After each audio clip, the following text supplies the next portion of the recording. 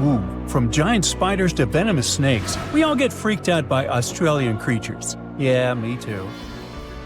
But newly discovered fossils show that things were way more dangerous 120 million years ago, when this land was completely ruled by massive razor-clawed megaraptors. Yeah, I'm glad I wasn't around then. These dinosaurs were about 26 feet long and walked on two legs, just like the famous T-Rex. They were fast, fierce hunters, with a superpower: their hug. Yep, their massive, muscular forearms had huge curved claws, perfect for grabbing and holding onto prey. Uh-oh. They would wrap their arms around their poor victims, just like a hug, and trap them with no chance of escape. And even though their teeth were quite small, they were still sharp enough to rip through flesh. The first time we heard about megaraptors was in the late 90s, when a paleontologist discovered their fossils in the region of Patagonia, Argentina. Since then, no one has ever found a complete skeleton, only fragments. But probably the most important one yet was uncovered in Australia at the beginning of this year. Researchers were exploring Victoria's stunning coastline when they stumbled upon Megaraptor fossils. First, they spotted bones from its lower legs and a few vertebrae washed up on the beach. Even though they were working with just a couple of fragments, a deeper analysis confirmed that these belonged to a Megaraptor. And not just any Megaraptor, it was the oldest one ever discovered. This discovery gets even more exciting because it adds weight to the theory that these dinosaurs might have originated in Australia. But we already knew that they roamed the land down under since early 2023, when researchers found the top of a Megaraptor skull in the country. So let's rewind a bit. We first found their remains in Argentina, right? Right. But then, years later, researchers found fossils of the same family of dinosaurs on the other side of the world, in Australia. If the ones in Oceania were older, how did these creatures end up in South America? Of course, they didn't fly there. They didn't cross continents by swimming either, although there is a theory that they could swim. Remember, we're talking about the dinosaur era, which happened millions of years ago. And back then, Australia and Argentina were actually pretty close. Basically, they were one. Both lands were part of the supercontinent known as Gondwana, and they were connected through Antarctica. Wait, but wasn't this path freezing? I mean, yeah, these dinos had to pass through Antarctica to get to their destination, but they weren't freezing their tails off. This all happened during the mid-Cretaceous period, when the weather was super warm. Back then, the poles were covered in plants, not ice. So let's just say they took full advantage of the good weather to make the crossing. Now, about 180 million years ago, Gondwana started to break apart. At some point, Australia drifted away from the supercontinent, cutting it off from other landmasses, including South America. That's why the same dinosaurs showed up in completely different parts of the world. Mystery solved. Now, let's get back to that recent discovery. The researchers didn't just find a few traces of megaraptors on the beach. In total, they uncovered 250 dinosaur bones at the site, but only 5 of them were really important. They belonged to 3 different species of dinosaurs that, as it turns out, all lived in Victoria at the same time. So yeah, we've already talked about those first 2 bones. They were from the Megaraptor. Next, we have a shin bone from a Onenlagiine. That's my best shot at pronouncing it. It's a dino also known as the southern raptor. This is a type of dromaeosaur with a long snout. And the last 2 shin bones of different sizes came from a Carcharodontosaurus, whose name means shark-toothed lizard. This one is a particularly big deal for 2 reasons. Number 1, it's the first evidence that this species lived in Australia. And number 2, it was small, and that is pretty surprising since we've always thought of this species as being massive. Fossils found in Argentina, for example, show this dinosaur reached a length of about 36 feet. But the one in Australia was much smaller, measuring only around 6 to 10 feet long. And that's still plenty big. Basically, what we're saying is that the way predators were ranked in these 2 parts of the world was completely different. In South America, Carcharodontosaurs grew to massive T-Rex-sized giants, towering over megaraptors and dominating the landscape. But in Australia, it was the complete opposite. There, huge, powerful megaraptorids roamed the land alongside smaller carcharodontosaurs. So the predator dynamic was different. And all of this just shows how unique the ecosystem in Victoria was back then. Although isolated dinosaur bones have been found in Western and South Australia, most of the fossils come from the eastern part of the country, like Queensland. And there, researchers dug up something really rare – a well-preserved dinosaur skull. The study shows that this bone belonged to the fourth discovered specimen of Titanosaur. This group includes those massive long-necked dinosaurs. They look like the Brachiosaurus, but some of them were even bigger, reaching 120 feet long. The skull, discovered in 2018, belongs to this guy, whose pronunciation is above my pay grade, and the research points out that it roamed the Earth around 98 million years ago. Thanks to this find, scientists were able to recreate for the very first time what its face might have looked like. Probably after checking out the illustration, they thought, hey, it looks a lot like its cousin. They were talking about another species of Titanosaur, this other unpronounceable guy. And guess where they used to live? Yep, in Argentina. So, this research also supports the theory that dinosaurs crossed between South America and Australia during the mid-Cretaceous period. Now, this wasn't the only secret buried in Queensland, though. In 2024, researchers working there discovered the fossilized remains of a new species of pterosaur, about 100 million years old. These creatures were the first vertebrates that could actually fly, existing alongside dinosaurs. They were massive, powerful predators, with wingspans of up to 36 feet. But these remains belong to a new species within the pterosaur group, which they have named Hakuna Matata, or something similar.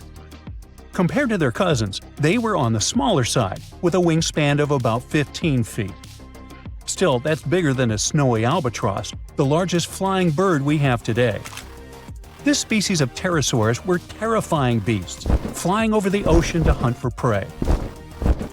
Once they spotted their victim, they'd snap open their 60-centimeter jaws, filled with sharp spike-like teeth, and, well, I guess there was no escaping that. The last incredible discovery we're talking about today also comes from Queensland. For over 20 years, students walked past a plain-looking rock at Biloela State High School completely unaware that it held 66 dinosaur footprints, and they date back about 200 million years. These prints were made by a group of these Latin-named guys. They were small dinosaurs with 3 toes on each foot, and it seems like they were all over Queensland around that early Jurassic period. The rock they found at the school worked like a snapshot, giving us a better idea of what these dinosaurs were like and how they behaved. After taking a closer look, researchers found that the footprints came from 47 individual dinosaurs. This group was probably walking along or maybe crossing a waterway when their footprints got marked in the white clay. And the study also discovered that they were likely moving at less than 4 miles per hour at the time. So we only discovered those marks in Australia. But fossils of the same species found in other countries showed that they had these long legs, a big chunky body, short arms, and this tiny head with a beak. But honestly, they don't sound as scary when you realize they only ate plants. Whew. Something exciting and kinda unexpected popped out among the rocks of the Ica Valley in Peru. The bones of a really old whale that lived almost 40 million years ago. At first, no one was really impressed because the bones they found were big and weirdly shaped, so people just thought they were looking at giant boulders. I mean, that's cool too, but things got way better when they realized those were the remains of a very large ancient animal that roamed along the coast of ancient Peru. Plus, it was probably the heaviest creature that ever lived. Sorry, blue whale, I know you worked hard to get to the top. The length of over 100 feet and weight of more than 200 tons brought you the status of the biggest animal on our planet. But it seems you've held the title long enough. Time to hand it over to our next candidate, and that one's really gigantic. This ocean beast was probably shorter than the blue whale, but heavier, with a weight that could be between 93 tons and 370 tons. If it's closer to the higher number, it'll make Prehistoric the biggest animal ever known to have lived on Earth. And it seems its weight was the result of having extremely thick, dense bones. You can see such bones today in manatees or some other early whales. Dense bones are a great tool for such marine mammals. This feature makes them heavy and allows them to stay submerged most of the time. But at the same time, if their body was too heavy, they would end up sinking all the time, and they would waste too much energy to move back up to the surface. So, to avoid sinking, marine mammals need to have enough lighter tissues, like muscles and fat, to help them float in the water without using too much energy.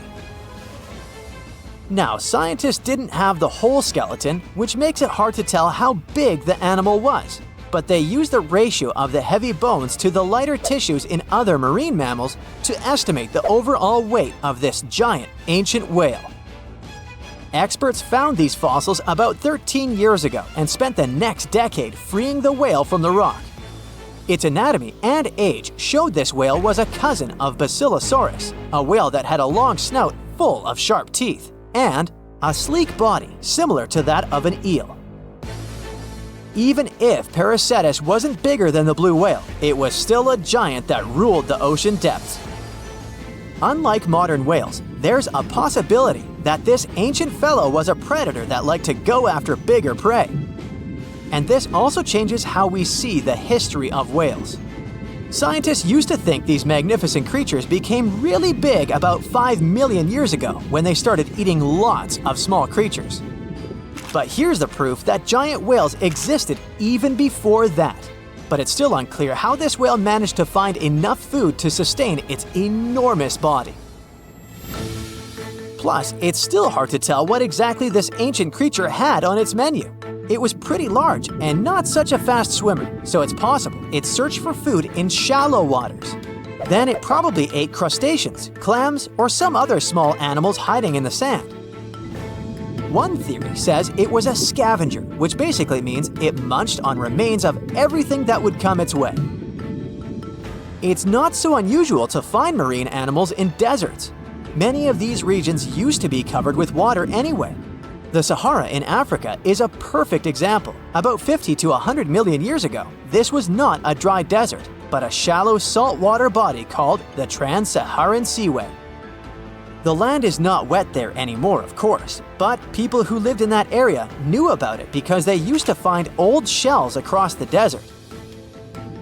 The sea was about 164 feet deep.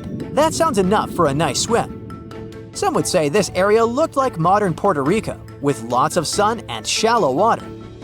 Mangrove forests were a common thing as well as seafloors covered with mollusks, like snails and clams.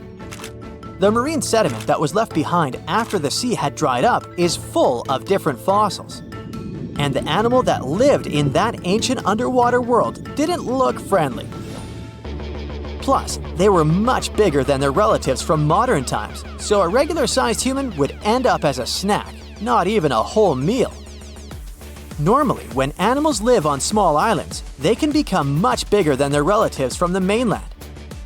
This is something we call island gigantism, and it happens because there are more resources or fewer predators on islands. Maybe the same thing happened in the Trans-Saharan Seaway. Even though it wasn't an actual island, the water moved in and out, which created little pockets of water. And specific conditions in these pockets might have helped animals grow bigger. So we're talking about giant sea snakes, catfish, and fish that no longer exist today. One had incredibly strong jaws, and the animal used them to eat hard things and even crush shells. Their teeth showed they were fierce predators other animals had every reason to be afraid of. They went through some changes when it came to diet, similar to some types of piranhas. And the competition to get to the top of the food chain wasn't a joke. Not when there were also such large predators as sharks, crocodiles, and ancient relatives of elephants. Sahara went through different phases. If you could use a time machine and take a peek at Earth's largest hot desert as it was about 6,000 years ago, you wouldn't have to struggle with sand and heat. you'd have a nice walk through a green and pretty lush place. In the past, people who lived in that area didn't leave drawings on cave walls that showed camels, sand dunes, and scorpions. All those things you'd see in today's Sahara. Instead, they drew crocodiles. That's additional evidence that the Sahara used to have a lot of water and plants, enough to support these big yet scary animals. Around 3 billion years ago, Earth might have been mostly covered with water.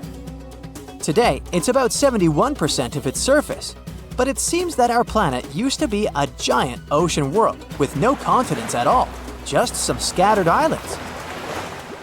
Scientists studied special rocks in Western Australia that formed in a place deep under the ocean called a hydrothermal vent system. To explain this better, it's important to mention two common oxygen types, O16 and O18. O18 is heavier because it has extra neutrons. O16 evaporates from water more easily, and as researchers studied an old ocean floor, they found a lot of O18, more than in today's oceans. This way, they realized ancient Earth had less dry land than Earth today. Australia is a good spot to conduct these studies because a long time ago, it also used to be a beautiful place with large animals and lush rainforests.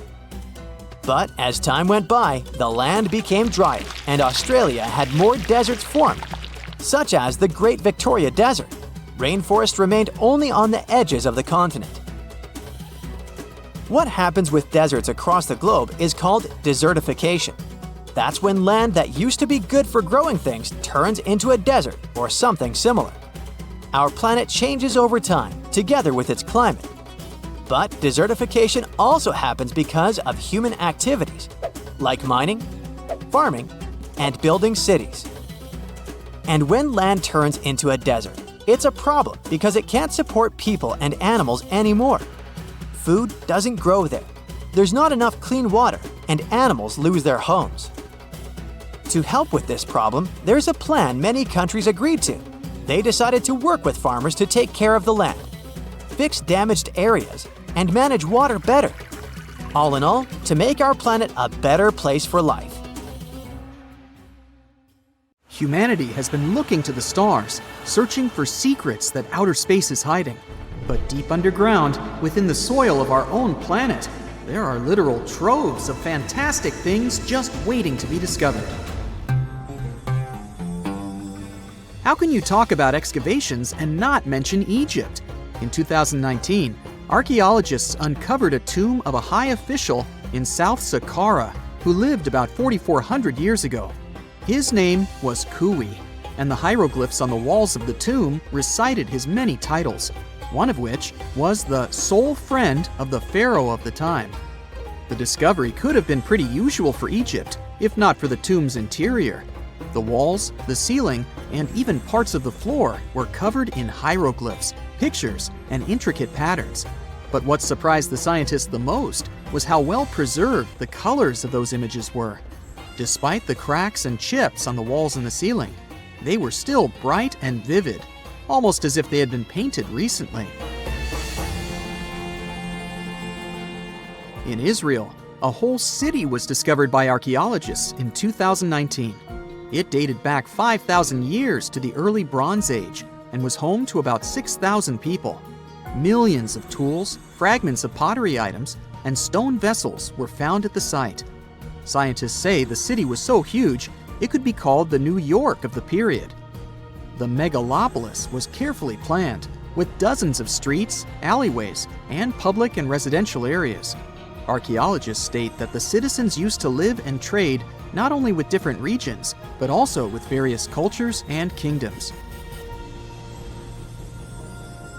Bar Hill is an Iron Age settlement in eastern England, and archaeologists suddenly stumbled upon a very unusual thing there.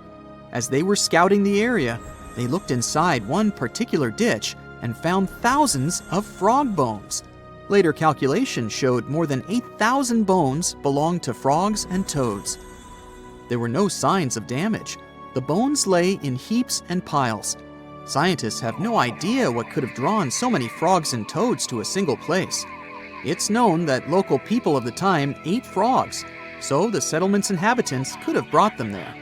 Other versions state that the frogs could have come for the large amounts of insects feeding on the crops, or they may have been looking for a body of water and got trapped in the ditch. As for now, the frog mystery remains unsolved. Not so much mysterious as amusing. A nearly 1,800-year-old insult was found carved in stone, not far from Hadrian's Wall in England. An ancient Roman fort just south of the wall had a lot of writing tablets, but this particular one was especially curious because of its contents. The stone mentioned some Secundinus and said a pretty nasty thing about him. In fact, this is the first stone graffiti ever found that indicates Romans did have quarrels amongst themselves. A rancher in Wyoming, not far from the town of Newcastle, was going about his ranching business when he suddenly stumbled upon a weird bone sticking out from the soil. As he carefully dug it out, he realized the bone belonged to a huge creature. It was larger than a bear. But even so, there were no bears in the area. The rancher called scientists to figure out what it was all about. When they excavated the parts, they ended up with 3 skeletons of dinosaurs, Triceratops to be precise. Researchers were astounded by the discovery for 2 reasons. First, the skeletons were surprisingly complete. There were limb bones, skull parts, feet, and parts of tails. Second, Triceratops had been considered loners because all the previously found skeletons were found alone. In this case, there were 3 of them. One seemed to be a youth, while the 2 others were probably its parents. Judging by the tooth marks on the bones of the largest of the 3, a T-Rex attacked the family, and they couldn't escape from the huge predator. The catacombs of Paris are yet to be fully charted, and strange things keep coming up down there. One of them was found in August of 2004. The local police were having a routine training exercise in the caverns not far from the Eiffel Tower when they unexpectedly came upon a large cave transformed into a fully equipped movie theater. The chamber had an arena where the viewers would sit, a full-sized screen, a projector, and many movies to watch. Interestingly, they were all regular ones, featuring 50s noir films and more recent pictures. There was also a second, smaller cavern adjacent to the first one, which was used as a restaurant. Someone installed an electricity system and at least 3 phone lines in the underground cinema. But the most sinister thing happened when the officers returned to the site 3 days later to further investigate the matter. They found that all the power cables and phone lines had been cut, and a mysterious handwritten note was lying in the middle of the floor, saying, "Do not try to find us." Nobody still knows who built that underground movie theater and why.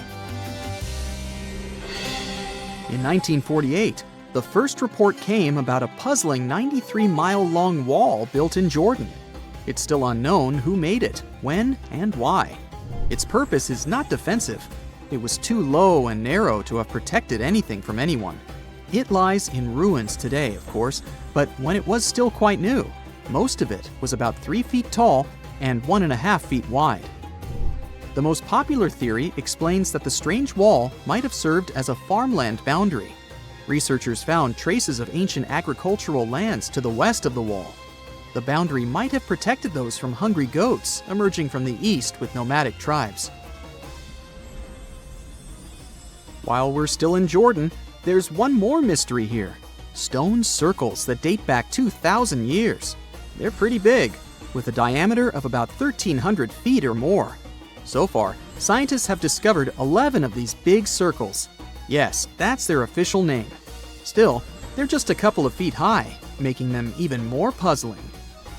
Originally, researchers believed they were huge corrals for animals, but there are no openings between the stones the circles are made from to let people or cattle in or out. Currently, no one knows who built these ancient structures or why. Archaeologists in Glasgow excavated a 5,000-year-old stone slab in 2016 and then buried it again. The slab is called the Cockno stone and has been known to the locals since the 19th century. The stone is large and flat, measuring 43 by 26 feet, and has swirling decorations that had been found at many other prehistoric sites across the globe. The stone was first fully excavated in 1887, but within the following decades, it was covered in graffiti by unknown people. So, to avoid further damage, a group of archaeologists buried it in the ground again in 1965. And then, in 2016, another group of researchers unearthed the Kakno stone again to record the artwork using modern photography and surveying techniques. You've heard all about Stonehenge, but what about the Superhenge? In 2015, archaeologists couldn't believe their eyes when they discovered a whole number of stone monoliths just a couple of miles away from Stonehenge. They had once stood upright, but about 4,500 years ago, the wind and erosion of the ground must have pushed them over, which is why nobody had discovered them earlier. Their purpose remains unknown, but scientists have a few theories. It could have been a giant Neolithic monument, or it could have formed a C-shaped arena leading down to the Avon River nearby. The springs and a valley completed the picture, so the Superhenge might have served as some sort of a decoration or even as part of a larger structure combined with the Stonehenge not far away. When we look at creatures in the animal kingdom, we often have the following thought. If they have similar traits, they must be related somehow. Zebras, horses, and camels must have some common ancestor. Same goes for dogs and jackals. Somewhere back in their lineage, they must have some common great-great-great-grand wolf, right? Well, the way evolution works in nature is way more complex. Take, for instance, convergent evolution, which is when different creatures evolve independently from each other but end up having similar traits. We only need to look at sharks and dolphins to see how this works. At first glance, they look very similar, aquatic creatures with some species having roughly the same size. But turns out they're mostly unrelated. Sharks are fish. They reproduce by laying eggs and evolved to have the ability to sniff out blood in the water to feed themselves. Dolphins, on the other hand, are mammals. They're friendly and have a way more interesting social life. Take bottlenose dolphins, which have their own special whistles that they use similar to how humans use their names. Not only do they develop this type of whistle to introduce themselves to other dolphins, but they can also learn such names so they can better communicate with each other. Sure, sharks and dolphins did have a common ancestor, but this one lived in the sea almost 300 million years ago. It's safe to say, dolphins and sharks aren't even cousins these days. Another more shocking example of convergent evolution is that of whales and bats. Most of the creatures we can name on the top of our heads use light and sight to understand the world around them. But there is a specific set of creatures that relies on sound to paint them a picture of their environment. What they do is they emit a sound which bounces back to them depending on the object it hits. This ability is called echolocation. Animals that have this feature emit sounds at frequencies above human hearing, called ultrasound. Those sound waves bounce off objects while they move around, allowing them to figure out where they are in a certain space. Echolocation is mostly used by toothed whales and by some species of bats. What's similar in both of these animals is that they need to hunt in the darkness. Despite this, they echolocate in very different ways. Bats, for instance, use their throats to generate ultrasound from their mouth or nose. Then, they proceed to listen for changes in the echoes. Their echolocation is so finely tuned that they can distinguish targets less than 0.01 inches apart, even if their target is moving. Whales, on the other hand, echolocate by pushing air through their nasal cavity. This movement creates vibrations in a special fatty organ called the melon. This organ focuses and modulates the sound, which then passes into the water around the whale. Whales then pick up the reflections of these sounds through their lower jaw and around the ears.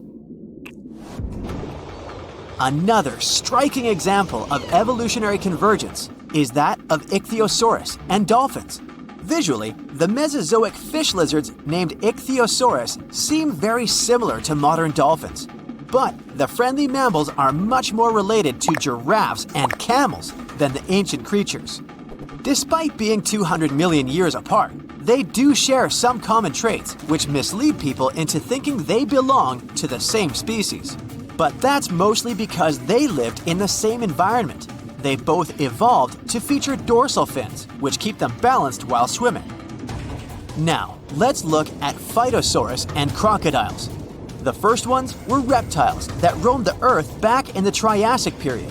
They weren't dinosaurs, but they lived at the same time as the first dinosaurs did.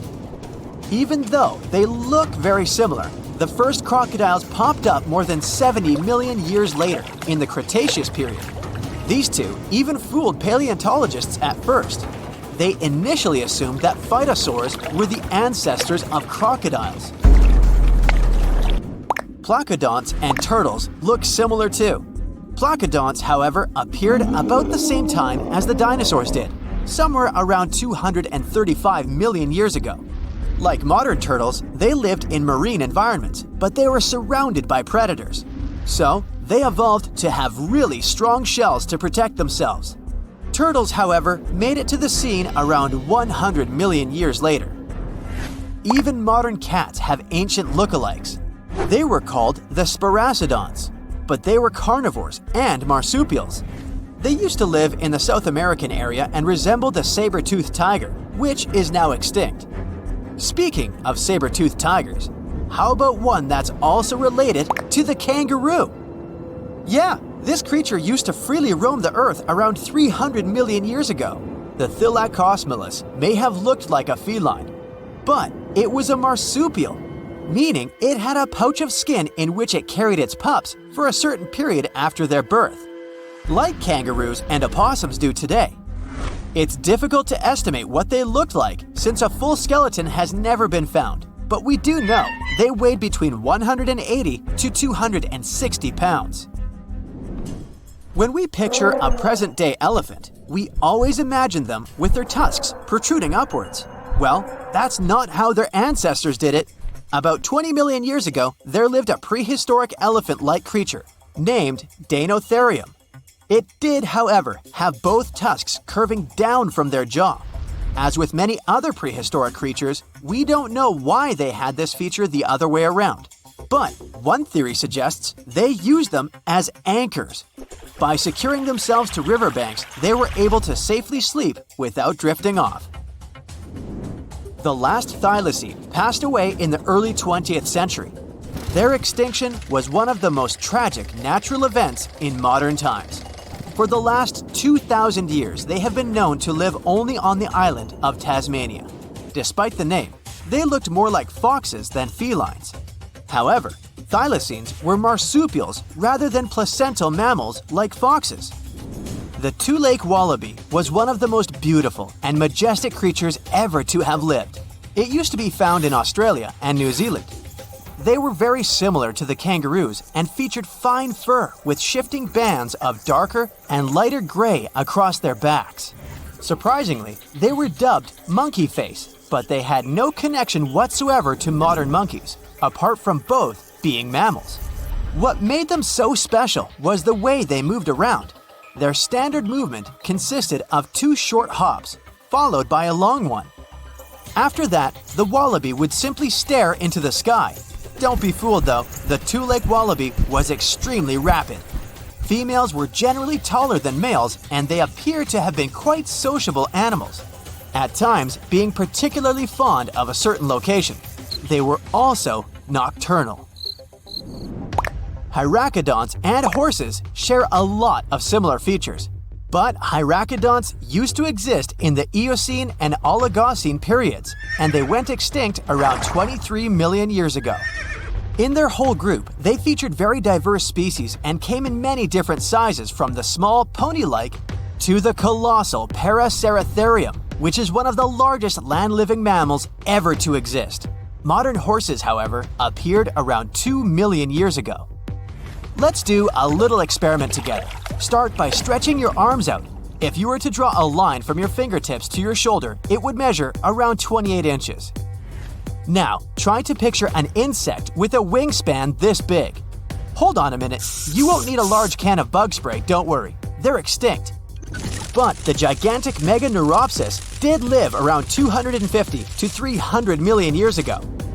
However, they most likely resembled the present-day dragonflies, despite not being technically related. Scientists figured out that they were not true dragonflies because of differences in the shape of their wing veins. Scientists still don't know why these bugs turned out so big. Some believe insects are limited in size because of the small quantity of oxygen they're able to take in. In the times when these insects roamed the Earth, the levels of oxygen in our atmosphere were much higher, so that might be one explanation. Other specialists think that they got so big because there wasn't any other predator large enough to pick them up from the ground. A piece of whale rib has recently been found in a North Carolina mine. Not a big deal, some might think. Hey, why can't a whale be a miner, right? But this fragment offers scientists a unique glimpse at the interactions between prehistoric sharks and whales from around 3 to 4 million years ago. The thing is, 3 tooth marks embellish the rib.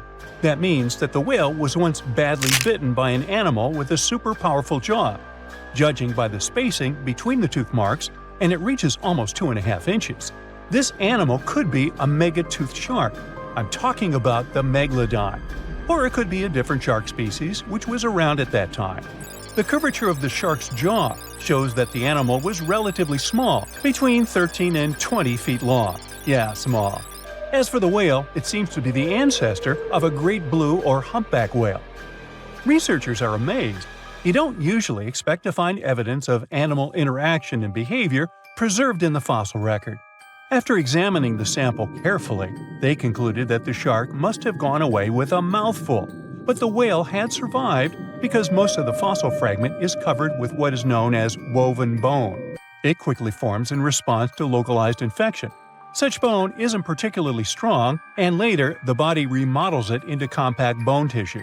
But it takes time. The presence of this bone means that the healing was incomplete and the whale passed away 2 to 6 weeks after the unfortunate encounter.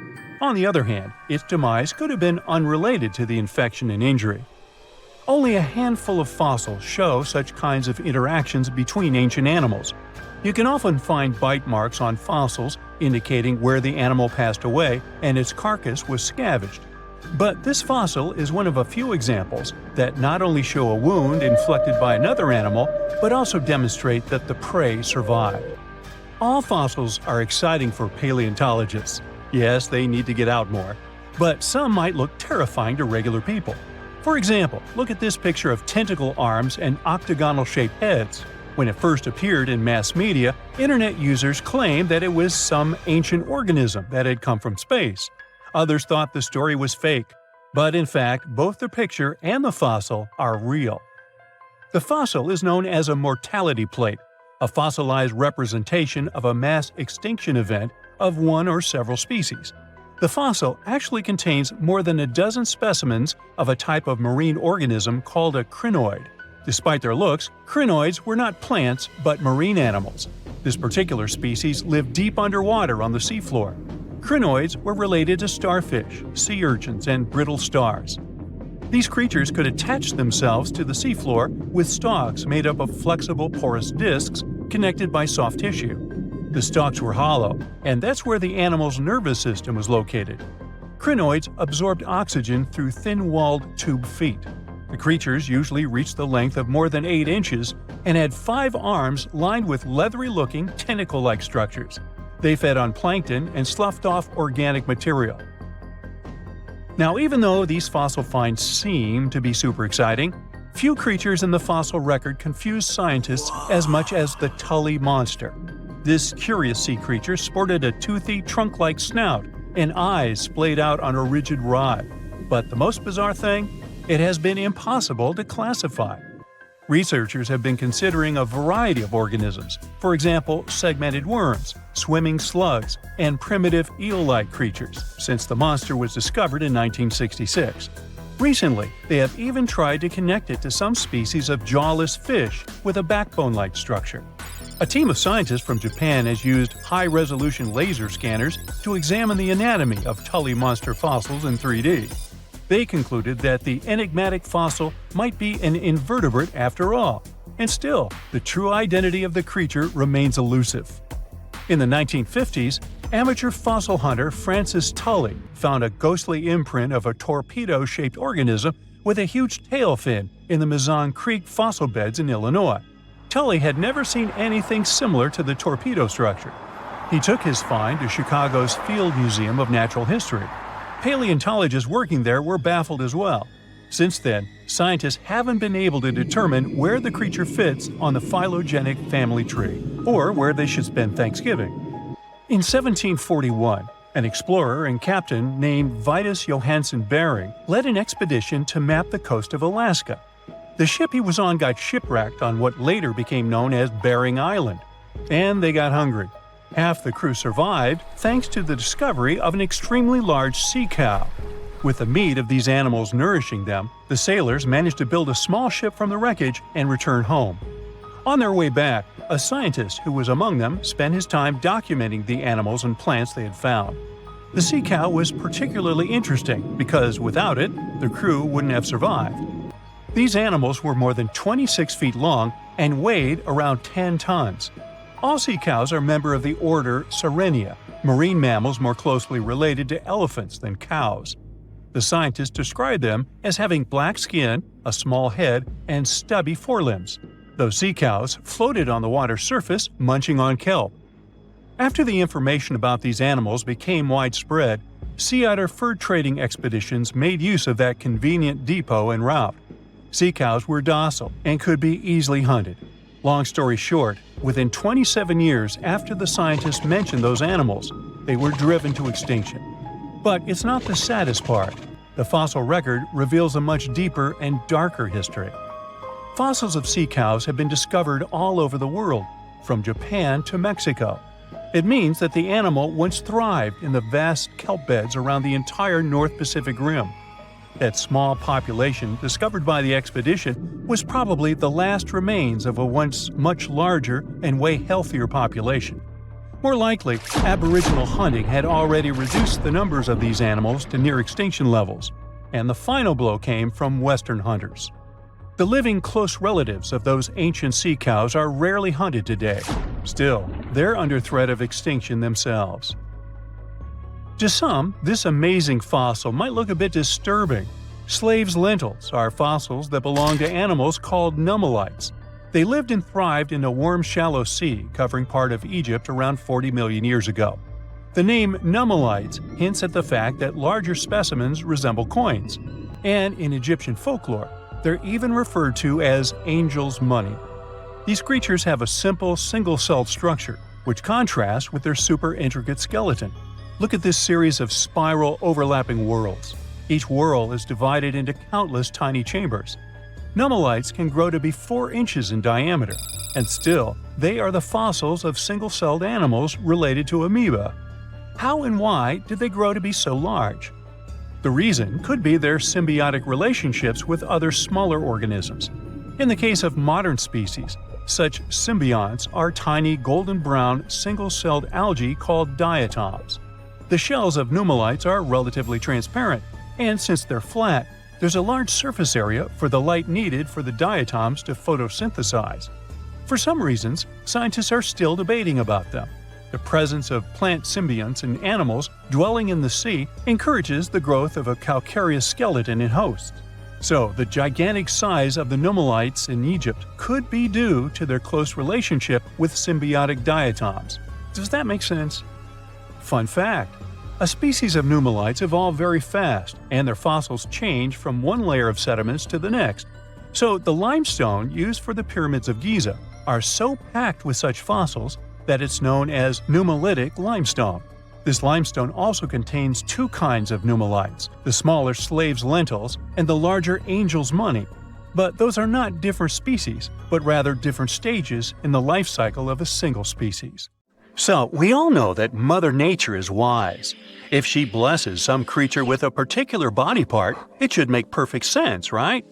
Well, yeah, but still, some wildlife shots make you wonder if evolution has gone the wrong way. Snakes' natural design allows them to swallow a whole mouse. But in some cases, this cool ability can turn against them. Yes, snakes can actually swallow themselves.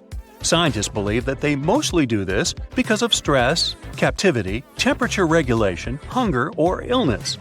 The snake is pretty helpless in this situation, you can tell. If it doesn't get help in time, digestive juices may begin to corrode the swallowed tail. So if you ever catch your pet snake doing this, try to stop it, or take it to the vet. Okay, but what about the fangs, I hear you ask? Does a venomous snake have immunity to its own venom? Well, if the snake digests it, it will be okay. It's because protein is a primary component in venom. And besides, the venom is excreted by the gland in the snake's mouth. So no matter whom the snake bites, chances are that it's going to drink a bit. So the only way a snake can actually suffer from its own venom is by biting itself straight into the blood vessel. In this case, it'll experience the same reaction as any other animal. Now, think you're having a bad hair day? Hey, check this guy out. Chris was an Australian merino ram who became a celebrity in 2015 after being discovered in the wild. Farmers shorn him and gained nearly 90 pounds of wool. When the animal was found, he carried over 5 years' worth of fleece on his body. But Chris belonged to the domestic sheep breed that needs to be shorn regularly. Otherwise, the animal is at great risk of injury and infection. So the lives of these cuties depend directly on going to the hairdresser. Shall we talk about horns? Cattle, goats, and many other species proudly wear this fancy headdress not only for fashion, but also as a weapon for brutal battles. If you ask this bighorn sheep ram directly how old he is, you'll probably hear something like, "Bah." But if you want to get a more precise answer, you can count the number of rings on his horns. The biggest and the darkest ring usually marks the 4th birthday, when the ram matures enough for mating. Although animal horns may look very tough, in fact, most of them are made of keratin. It's the same protein that builds human hair and nails. Horns never stop growing as the animal ages, just like our own hair. And eventually, they can curl into really extravagant shapes, making these weapons turn against their owners. This is what a Wiltshire sheep horn looks like when it's young. But as the years go by, the horns typically curl in front of its face. And while most grow out harmlessly, the inward-growing horns can end up dangerously close to the sheep's head. Like this ram who's having bad luck, to say the least. Its horn has slowly grown into its own skull, and eventually, well, it didn't end well for the sheep. Of course, this would hardly have happened on a farm, because people would have made a preventive horn cut. But unfortunately, in the wild, animals cannot use hairdresser services. That's why they use rocks and branches to rub and grind away at their horns to keep them safe, just like humans trim their nails. Faulty genetics is not the only reason for the horn distortion. You see, when males of the species want to fight for dominance, they begin to butt heads to show each other who's the alpha male here. These battles can break horn plates, making them grow at weird and dangerous angles. The fancier the original shape of the horns is, the more problems their fracture may cause. This poor African kudu is a bright example. Fortunately, in some cases, unlimited body part growth can be good for the animal. Just take a look at these adorable smiles. If you happen to break off your own molar tooth, your dentist would probably say it's irreversible and offer a replacement. But if an alpaca breaks its front teeth, all it has to do is wait a bit. Although these animals don't have upper teeth, their lower teeth constantly grow throughout their lifetime, and they might look pretty creepy when they get too long. That's why some farmers prefer trimming them from time to time, just like pet owners cut the nails of their cats or dogs.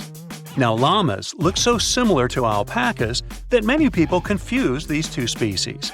But the significant difference between them is that llamas' front teeth are encased in enamel. That's why, unlike alpacas, they don't possess the superpower of limited growth. Too bad. Unlike the keratin horns, deer antlers are made entirely of bone. Typically, only male deers, called stags, grow antlers.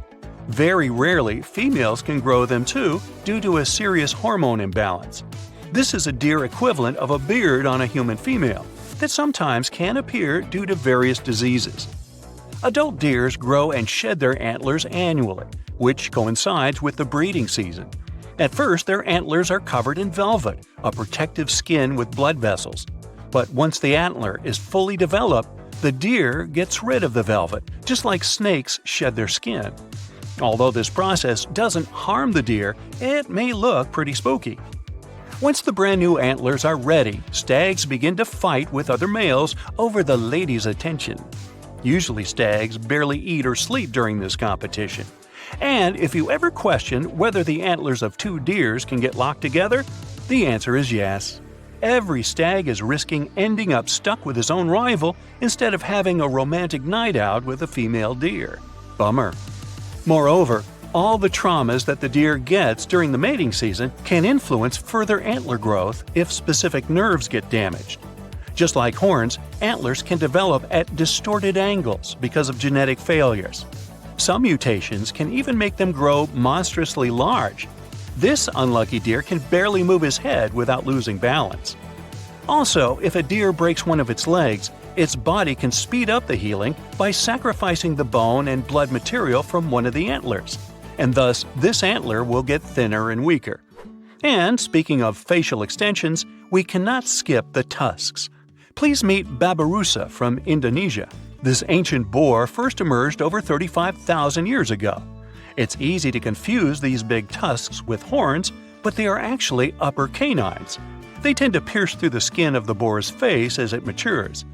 Scientists believe that these intimidating tusks have evolved as a tool to protect eyes and throat while fighting with other males during mating season. But this design doesn't seem very thoughtful. If a male boar doesn't grind his tusks regularly, they can end up curling back into his own skull, which can blind him or even worse. Now, what if I told you that hoofs can grow out of control just like horns and antlers? It took evolution millions of years to turn the middle toe of the animal's foot bone into the hoof. And just like toenails, they tend to grow and curl into creepy shapes if they aren't cut regularly. When donkeys or horses don't have a chance to wear down their hoofs naturally by walking on hard surfaces, they tend to overgrow. This makes the animals walk on the balls of their feet and overstretch the tendons, which may result in pain and bone loss. And eventually, they can lose the ability to walk at all. So if you ever come across a horse with curly hooves, consider calling the experts to give it an emergency manicure. Perhaps one of the most obvious questions regarding the undersea world is, can a fish drown in the water? Yup, it can. Although gills are an amazing gift of nature, there are still many factors that may deprive a fish of healthy breathing. When the oxygen level in the water is too low, fish begin to suffocate. But it happens very rarely in the wild. Oxygen deficit usually appears in aquariums that are not washed and replenished often enough. Also, parasites, diseases, and an overall imbalance in water components can cause the fish to drown. And on that note, I need to hoof it on out of here. See you next time. Now here's something. Baltic amber is one of the most common resins found in the world. The reason for this is that due to the vast forests of pine, their numerous deposits are so common, they provide wonderful treasures from long ago. Ants are especially common in the Baltic amber, which comes from pine trees. Its resin is rich in sugar, so the ants often live amongst the trees, close to the easy source of food. One block found in East Germany has preserved one ant that is estimated to be about 48 million years old. Think of the birthday cake. But what makes this find interesting is another animal inside the amber. It's a mite, notorious hunters in the insect world, capable of traveling at great speed. These guys quickly latch onto their hosts, sucking them dry. They're also capable of destroying entire hives in one go. And within this piece of amber, the amber provides a display of their final struggle. In Southeast Asia, feathers belonging to something unique have been found from 80 million years ago.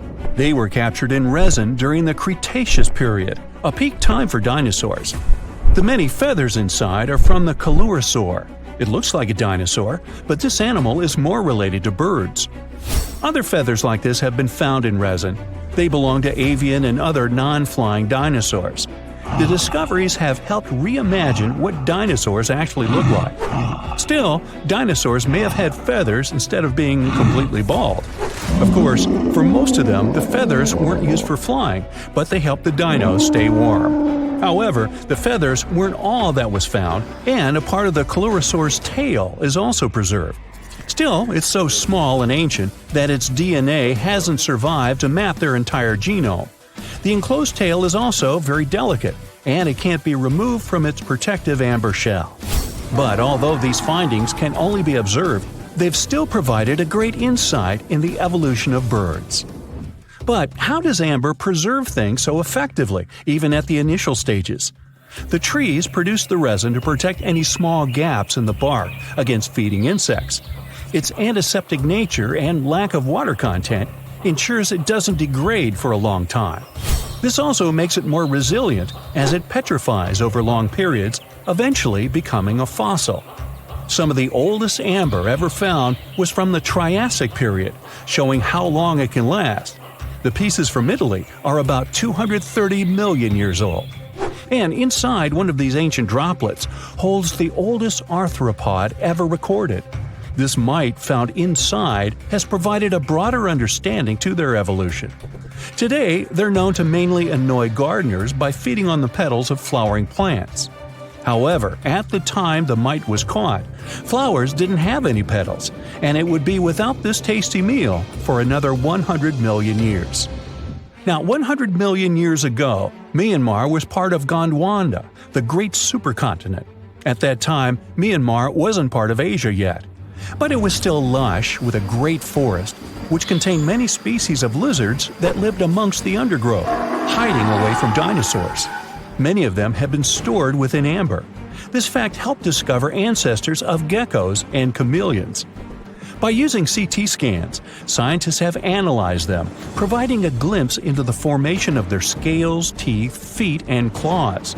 It also provided an understanding of how these archaic creatures once appeared. Although mostly pieces of lizards, by using modern technology, the scientists have been able to create 3D images of the lizard. These images can reveal how those guys appeared in their full form. The images show that they still retain some of their exact features to this day, like the chameleon's sticky pads used for climbing. A salamander fossil from around 20 million years ago is one of the most intact specimens ever found in amber.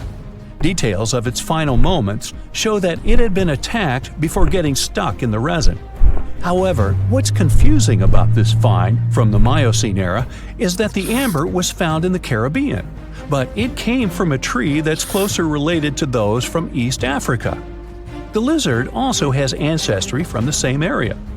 Finds like this have opened a whole new understanding about how these small lizards migrated. It's expected that they would have ridden fallen logs, which took them across the seas to new homelands, not only to the Caribbean, but to all continents except for Antarctica. Nobody goes there, it's too cold. In the Dominican Republic, you can find some of the rarest of all ambers. This Dominican amber came from neotropical forests from around 20 million years ago. Many of the trees that made the resin are now extinct. The amber is almost completely see-through and can come in an array of beautiful colors. The most common colors are red, yellow, and even blue, and are easily mistaken for gemstones. One was found with a flea caught in it, dating to when the forest was at its peak and the mammalian variety thrived. Fleas were likely common at the time, and this flea in particular had recently fed on a mammal before getting stuck. However, something more intriguing was found within the flea. While scientists checked what mammal DNA was within the flea, they found that it was carrying an ancient bacterial blight. These blights have been constant throughout Earth's history, dramatically decreasing populations of animals and plants. This now extinct blight in the amber helped scientists determine how much the bacteria have evolved and how it spread. Now, most remnants of insects inside amber aren't much more than the exoskeleton bodies. But with some found in Myanmar, they were so well preserved that even the color of the insects is still intact. Colors in nature appear in 3 different ways. The first is bioluminescence, that's produced by a chemical reaction within a living organism. The second is about pigments, where the color appears in an animal or plant tissue. The third is called structural coloration, and the production of colors here is explained by microscopic surfaces fine enough to react with the light. The rare insects in amber were found in the form of structural coloration, but only at specific wavelengths. It all explains the very intense colors rarely found. 99 million years later, these bugs can still show their vibrant colors – blue, purple, and green. Some of them appear so different in color and shape that they almost look like they're from another world. Which of course they are – a very old one. Ants have been around for about 168 million years, based on fossil evidence provided. They're well known for their social hierarchies and their hive mind system. They've dominated almost every corner of the insect world, but when these social capabilities came about have been difficult to determine. Yet, recently, amber dated from 100 million years ago has shed some light into their evolution. Several amber pieces have preserved various ant types, including the worker ants, guardian or soldier ants, and even a queen ant. Before these pieces were found, it was estimated their social nature occurred millions of years later. A piece of amber dated 100 million years ago helped shed light on the evolution of birds. A perfectly preserved bird that hatched preserved in amber was already equipped with its flight feathers.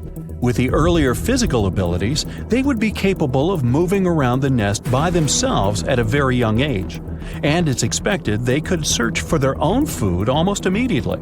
But as birds continue to evolve and spend more time in the skies, their brain developed larger for their cognitive abilities. After hatching, their early development was then more focused on the brain, and the chicks slowly became more reliant on their parents over time. In Spain, a massive treasure trove of amber and other fossils has been found. Inside, there were remnants of an entire ecosystem that existed 110 million years ago. A bunch of individual fossils were found. The vast collection includes many types of insects, mollusks, arachnids, plants, 50 different dinosaur bone fragments, feathers, and hair from mammals, and a McDonald's burger wrapper. Nah, just kidding. With the abundance of findings, it's helped researchers understand the ancient terrestrial ecosystem that once existed. With loads of specific details of the environment, they've reconstructed the swamp. This way, it's now possible to experience what it was like in the world of dinosaurs. You decided to go scuba diving for the first time. The water is clear and the sun is shining on the seabed. You take a few selfies and the fish swimming by when suddenly, the ocean goes pitch black. You look up and, oh my, what is that gigantic animal? It's definitely not a shark, not a whale. Is it a turtle? Yup, but fear not, it's not gonna hurt you. If you had lived on this same Earth about 72 million years ago, then maybe this could have really happened to you. Scientists have recently found the fossils of a gigantic marine turtle that could have grown as big as 12 feet. If you don't have any idea of how big that is, let's see some examples. That's the average length of a hippopotamus, 6 golden retrievers, or 2 Michael Jordans stacked on top of each other. The turtle's scientific name is an homage to that old-school sea monster called Leviathan. Maybe you remember this from old-school history lessons. The Leviathan is supposedly a mythical creature that would swallow entire ships or people that were deemed too greedy by the creature. Can you imagine being swallowed by this humongous sea turtle? No, thank you. The fossils of this gigantic creature began to be excavated between 2016 and 2021, all the way in northeastern Spain. The first fossil was located by a hiker in the Spanish Pyrenees, and it was around 8 inches long. The pelvis of this turtle alone measured around 35 inches. It would definitely be one of the biggest turtles today if it hadn't gone extinct. FYI, the largest living sea turtles today can reach up to 6 feet in length, which is already pretty big. Now, How about a gigantic prehistoric scorpion? I bet most people here are not huge fans of these creatures, especially since they're poisonous. Which is why the thought of a 9-foot-long aquatic scorpion might be the stuff of nightmares. Let's just say that if they hadn't gone extinct some 400 million years ago, lakes and rivers would be much more dangerous places for humans today. These gigantic insects were considered to be apex predators in their time, hunting everything from fish to other animals, even of their own kind. Yikes! I got goosebumps just imagining these creatures. Should we thank the asteroid that hit our planet now or later on in this video? Another prehistoric animal that would shock humans if it were still alive is the so-called Megatherium, a gigantic sloth. This huge sloth is believed to have grown up to 20 feet long, and its weight could be up to 8,000 pounds. It was found in the woodlands and grasslands of South America. The creature used to stand on its 2 feet in order to reach leaves on high branches. These giant sloths had huge claws. They helped them climb trees. I gotta say, I feel uncomfortable imagining these elephant-sized sloths climbing trees. Oh, of course, some dinosaurs will make our super-sized creatures list. But before that, here's a fun fact. Did you know some dinosaurs are still alive today? Scientists have proven that birds are classified as theropod dinosaurs. Such infamous creatures as the T-Rex and Velociraptor belonged to this group. I'm sure you've heard these names even before you watched Jurassic Park. The Velociraptor is that scary dino that breaks into the kitchen. Well, they evolved, gained some feathers, and turned into various species of birds we know today. That means that any bird from chickens to those little blue ones is a direct descendant of dinosaurs. Now, does the name Spinosaurus ring a bell? You can see this huge dinosaur in some museums today. Its fossils, I mean. The Spinosaurus was one of the biggest land predators to walk Earth. Actually, to walk its land and water, since scientists believe that this dino was semi-aquatic. It fed mostly on meat, which means humans would be its natural prey if it lived today. This meat-eating dino lived around 90 to 100 million years ago. It was about 60 feet long, 12 feet high, and weighed up to 22 tons. Its head was around the size of 8 bowling balls and was shaped like a crocodile's face. Basically, the Spinosaurus was a big African elephant with the face of a crocodile. Just kidding. But that would look funny though, wouldn't it? A much more attractive dino was this guy. It's considered to be the largest dinosaur that has ever lived on our planet. What made it so big was its extremely long neck and very long tail. You wouldn't want to stand behind this creature, believe me. If it decided to swish its tail, you'd get catapulted very far away. This creature lived around 100 million years ago, and its fossils were first found in Argentina around 2012. The dino measured 120 feet from head to tail, which made it almost as big as an American football field in width. And have I mentioned it weighed almost as much as a space shuttle? A staggering 75 tons. If it had been a carnivore, it would have probably been the greatest predator. But this big guy was a peaceful herbivore that had such a long neck that it could eat leaves from high trees. Cute, right? We must also talk about the Shastasaurus. As the name suggests, this animal is popularly known as the Mount Shasta lizard. Even though it was a marine reptile and probably never set foot on the mountain itself, this dino was usually around 23 feet long, but there was a specific strand of this species that could get as big as 69 feet long, about the size of the great blue whale. This made it the biggest marine reptile to have ever lived. A fun fact about the Shastasaurus is that scientists believe it didn't even have teeth, which means it could only feed on soft-bodied prey, such as squid, for example. The next animal on our list is the blue whale. Believe it or not, the biggest living animal on Earth actually started small. These days, the average mature blue whale can reach up to 100 feet in length and weigh up to 200 tons. That's more or less the weight of 40 elephants put together, or 30 Tyrannosaurus rexes, or 2,670 average-sized people. Blue whales have to eat up to 50 million calories per day to support that body.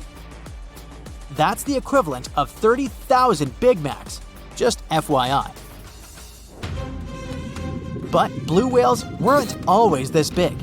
They actually evolved from a four-legged mammal that lived on Earth around 48 million years ago. Their ancestor was called Pakicetus, and it was only 6 feet long. Here's a fun fact. To be able to live in the water as one does today, the blue whale had to go through some intense adaptations. A blue whale can replace up to 80 to 90% of oxygen in its lungs each time it takes a breath. A human replaces only up to 15% for comparison. It allows these animals to dive for up to 1 hour at a time, down to a staggering depth of 330 feet. Elephants were bound to make the list. Elephants are currently the largest land animals on Earth. They can grow to be about 13 feet tall and weigh up to 7 tons. That's pretty small if we compare it to the other animals that once lived on Earth, right?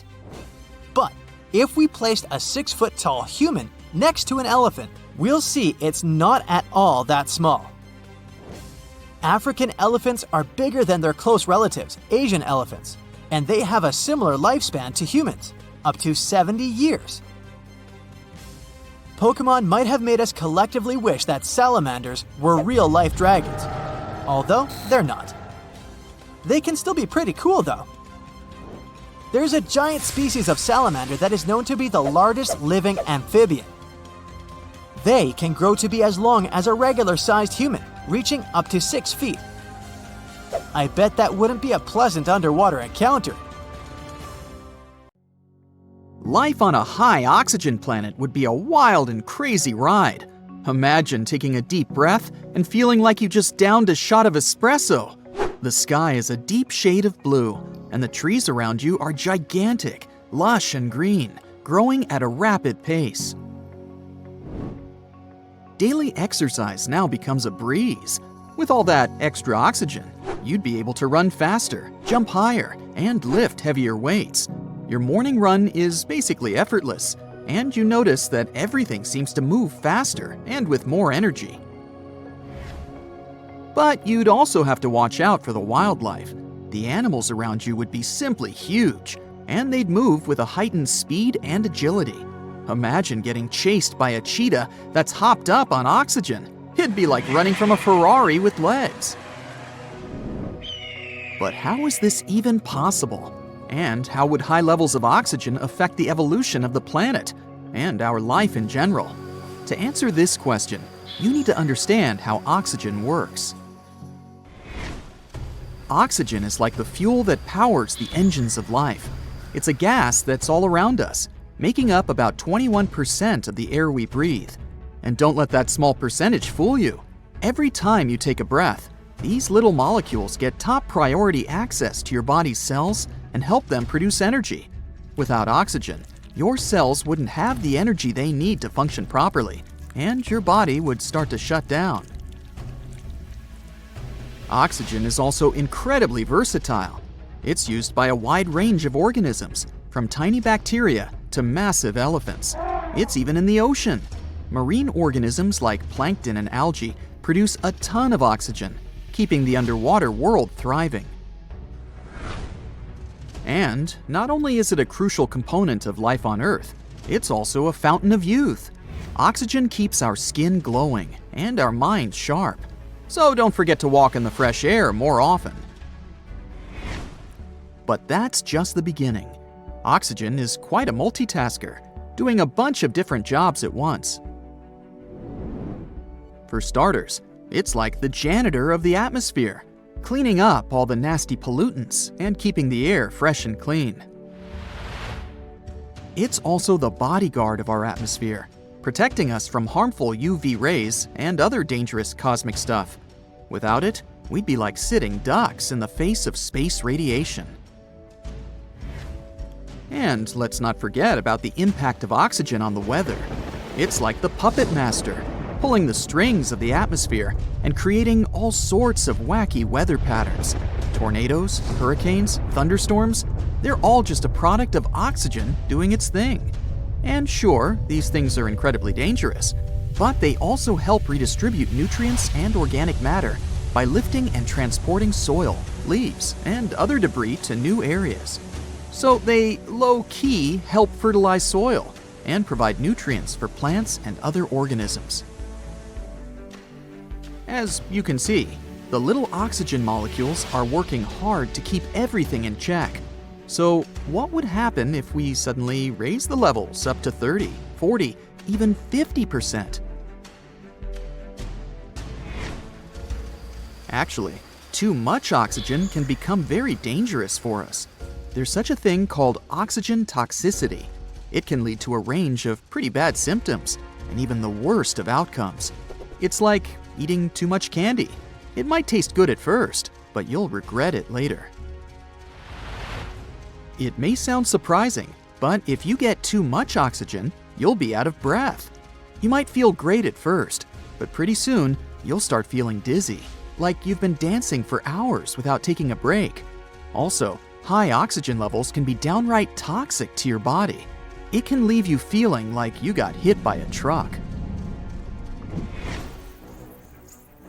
In fact, something similar happened on Earth many years ago. For example, this kind of environment existed during the Carboniferous period, when plants first began to take root on land. At that time, oxygen made up 20% of the atmosphere, about the same as today. It continued to rise over the next 50 million years, reaching levels as high as 35%. It had some pretty profound effects on the planet. Around 300 million years ago, massive forests sprang up on land and huge swamps dominated low-lying areas. But as these giant plants decayed, something strange happened. The level of carbon dioxide in the atmosphere suddenly dropped. Normally, when something decays, microbes break it down and create carbon dioxide. This gas helps us to trap the sun's heat and makes the planet warmer. But when these giant plants were buried under the deep swamps, microbes couldn't do their magic. All this made our planet much cooler, in a temperature sense. Who knew that something as simple as a breath of fresh air could have such a big impact? But this period of life on Earth helped us understand what our planet would look like if the oxygen level on it was much higher. And here's what we learned. We've already talked about the initial boost of energy and the exhaustion that follows, so we might need to wear special masks or equipment to help us breathe comfortably. Such an environment could also help you heal faster. It's like having a team of tiny doctors inside your body. But the downside is that it could also make you more susceptible to certain diseases and illnesses. So we're maintaining a balance then, I guess. And with all that oxygen, we'd have some pretty spectacular sunsets and sunrises to enjoy. The extra oxygen in the atmosphere would scatter light in new and interesting ways, creating breathtaking displays of color in the sky. And it's not just humans that would be affected. Plants and animals can also experience some wacky effects. Plants might grow like they're on steroids, reaching towering heights, like the beanstalk from that fairy tale. Imagine how much food we'd be able to harvest. Giant trees and crops could provide us with more sustenance than we've ever had. And animals might experience some crazy mutations. The oxygen-loving species, like insects and arachnids, would be the winners of this situation. They would simply thrive in such a world, growing bigger and stronger than ever before. So if you've ever been terrified of a giant spider that you found in the house, just imagine what it would be like if it were 5 times bigger. But for species that have adapted to lower oxygen levels, things don't look that great. Mammals, for example, would have a pretty tough time. This could lead to a shift in the balance of power among different species, with some thriving and others struggling to survive. Overall, we could see some seriously cool adaptations, like birds developing the ability to fly higher than ever before. Dealing with huge animals could be both exciting and challenging. We'd probably have to build stronger shelters and try to stay out of their way. All this could also lead to increased natural disasters, as well as damage to ecosystems and wildlife. Fires would ignite quickly and burn fiercely, making wildfires a constant threat. Even a simple spark from a campfire could potentially lead to disaster. We might need to rethink our cooking and heating methods to avoid any accidents. By the way, if we lived on a planet with less oxygen, say about 15%, we would also have a hard time.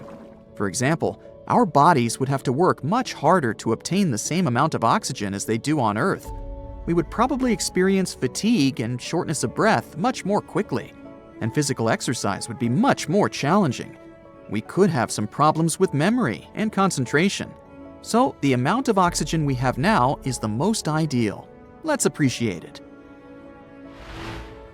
As you can see, living on such a planet would be a real roller coaster. It would require some serious caution. But as long as we were careful, we'd be able to enjoy the benefits of all that extra oxygen in the air. Just be prepared for some wild and wacky effects along the way. Well, there you are. The sun is scorching, you're thirsty. All you can think about is water and ancient bones under your feet. You're wandering through the Sahara, the largest hot desert on Earth. Right now, you're crossing a stretch of sand called Whale Valley. And all over these 75 square miles of land, fossils cover the ground so thickly that you can't help but step on them. Paleontologist Hesham Salam says it's an unusual picture in this place. The bones are poking right out of the cliffs, as if they're calling to you to come check them out. You can spot ribs scattered all over the place. Look at these vertebrae. They're giant. Ooh, the creature they once belonged to must have been up to 65 feet long. The fossils show that the animal had a streamlined body like today's whale, but still had features like hind legs and feet. For scientists, it means a very exciting thing. They might have discovered a fully intact skeleton of a prehistoric whale. It was an animal that lived in this area when Egypt was underwater. You see, today, the Valley of the Whales is the world's largest ancient whale graveyard. You're likely wondering what marine animals are doing in a desert more than 100 miles away from the nearest coast. Well, millions of years ago, this desert was at the bottom of a massive ocean called the Tethys, which stretched from Europe to India. When sea levels dropped, the ocean left behind a seabed covered with fossils. And today, the fossils of some of the earliest known whales rest here, which gives researchers a peek into how today's massive ocean whales may have evolved. The fossils here are super detailed, even with some stomach contents still intact. Uh-oh. Scientists have also found fossils of ancient sharks, crocodiles, and turtles, helping to recreate what this marine world looked like millions of years ago. Now, the first whale bones were discovered in 1902, but it wasn't until the 1980s that people really started to explore the area, only when access to this area became better. Sadly, some fossils had been taken away by collectors before the site turned into a protected area. Most of the fossils are just under the surface, slowly revealed by erosion. Whale Valley gives us an amazing glimpse into millions of years of ancient coastal marine life. But let's move further. Ancient whale fossils aren't the only discovery you're going to make today. For over 150 years, scientists have been puzzled by a strange creature that lived millions of years ago. But now, thanks to some amazing fossils found in Morocco, they've finally figured it out. Look at them. These creatures are called blah blah blah. Nah, I'm kidding. Stylophorans. They look like flattened armor with a long arm sticking out. Researchers discovered these creatures in 2014 and were shocked. The fossils dated back around 478 million years. They found around 450 specimens, and to their surprise, some even had soft tissues preserved, which is super rare. Before this, they only knew stylophorans from their hard parts. Originally, scientists thought these creatures were good old echinoderms, animals like sea urchins and starfish. But new discoveries prove that they had a core body and feeding arm similar to modern starfish, complete with a water vascular system to help them move and eat. This finding ends a long debate about where stylophorans fit in the animal family tree. Now we know they're related to echinoderms, but are more advanced because they don't have the typical 5-ray symmetry. Ooh, come here and look at this giant fossil. It was found in the Sahara and gave scientists new insights into the Spinosaurus, the largest carnivorous dinosaur we know about. These 95 million-year-old remains also confirm that it was the first known swimming dinosaur. The Spinosaurus had flat paddle-like feet and nostrils on the top of its crocodile-like head, perfect for staying underwater.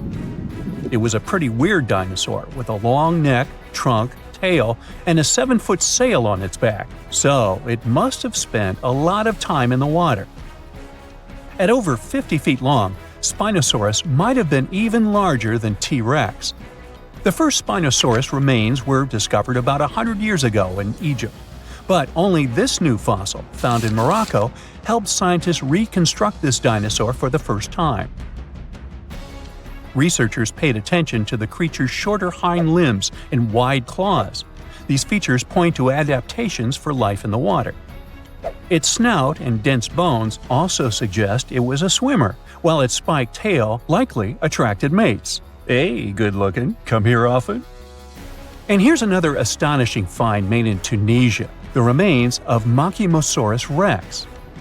Now, so far it's believed to be the biggest crocodile ever. This ancient croc was about 32 feet long and weighed around 66,000 pounds.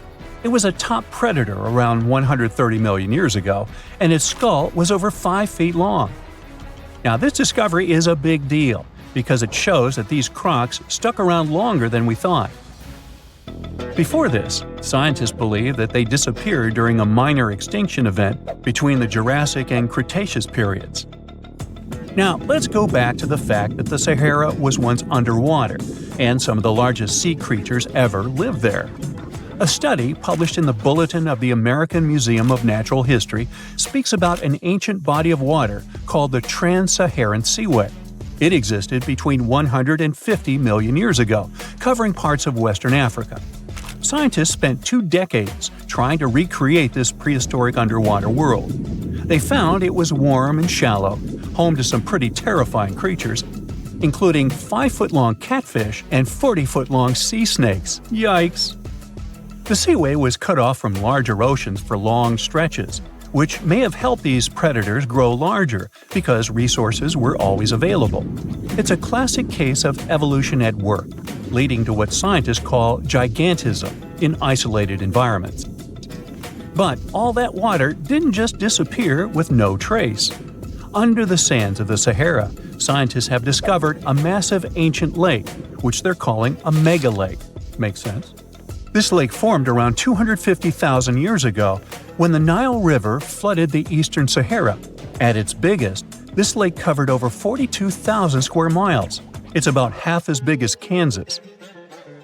They also found evidence of a smaller lake, 93 miles west of the Nile, at a slightly lower level and covering 18,600 square miles. All of this adds to growing evidence that once, North Africa had many lakes that might have created migration routes, helping early humans move across the continent. Now, in the Sahara, you can find not only fossils of bizarre animals. In May 2020, some weird rocks with greenish crystals were discovered in a sandy region in southern Algeria's Sahara Desert. When scientists checked them out, they found out these rocks weren't from Earth. They were actually pieces of a meteorite called Erg-Chek 002. This meteorite is super old, like the oldest volcanic rock ever found. It melted ages ago in the fiery heart of an ancient protoplanet that no longer exists. Researchers had recently published a study in Nature Communications, revealing that they have analyzed lead and uranium isotopes in Erg-Chek 002 and found out it's more than 4.5 billion years old. Another cool discovery made in the Sahara is quite unexpected. A few years ago, scientists found what they think are the world's oldest colors, and they're bright pink. These pigments were uncovered from rocks that are around 1.1 billion years old in the Sahara Desert. The colors came from microscopic organisms, as animals didn't exist back then. The discovery was made by a PhD student who crushed the ancient rocks and analyzed the pigments. These pink pigments are actually ancient chlorophyll from photosynthetic organisms that lived in an ocean that's long gone. Researchers are now sure that this finding could help explain why larger, complex creatures showed up much later in Earth's history. Before these colors were discovered, scientists didn't know what was missing in the food chain that delayed the evolution of larger animals. Now they understand that tiny cyanobacteria were at the bottom of that chain. Apparently, this discovery is not just about finding some old pink stuff. Scientists believe it's a breakthrough in understanding the history of life on Earth.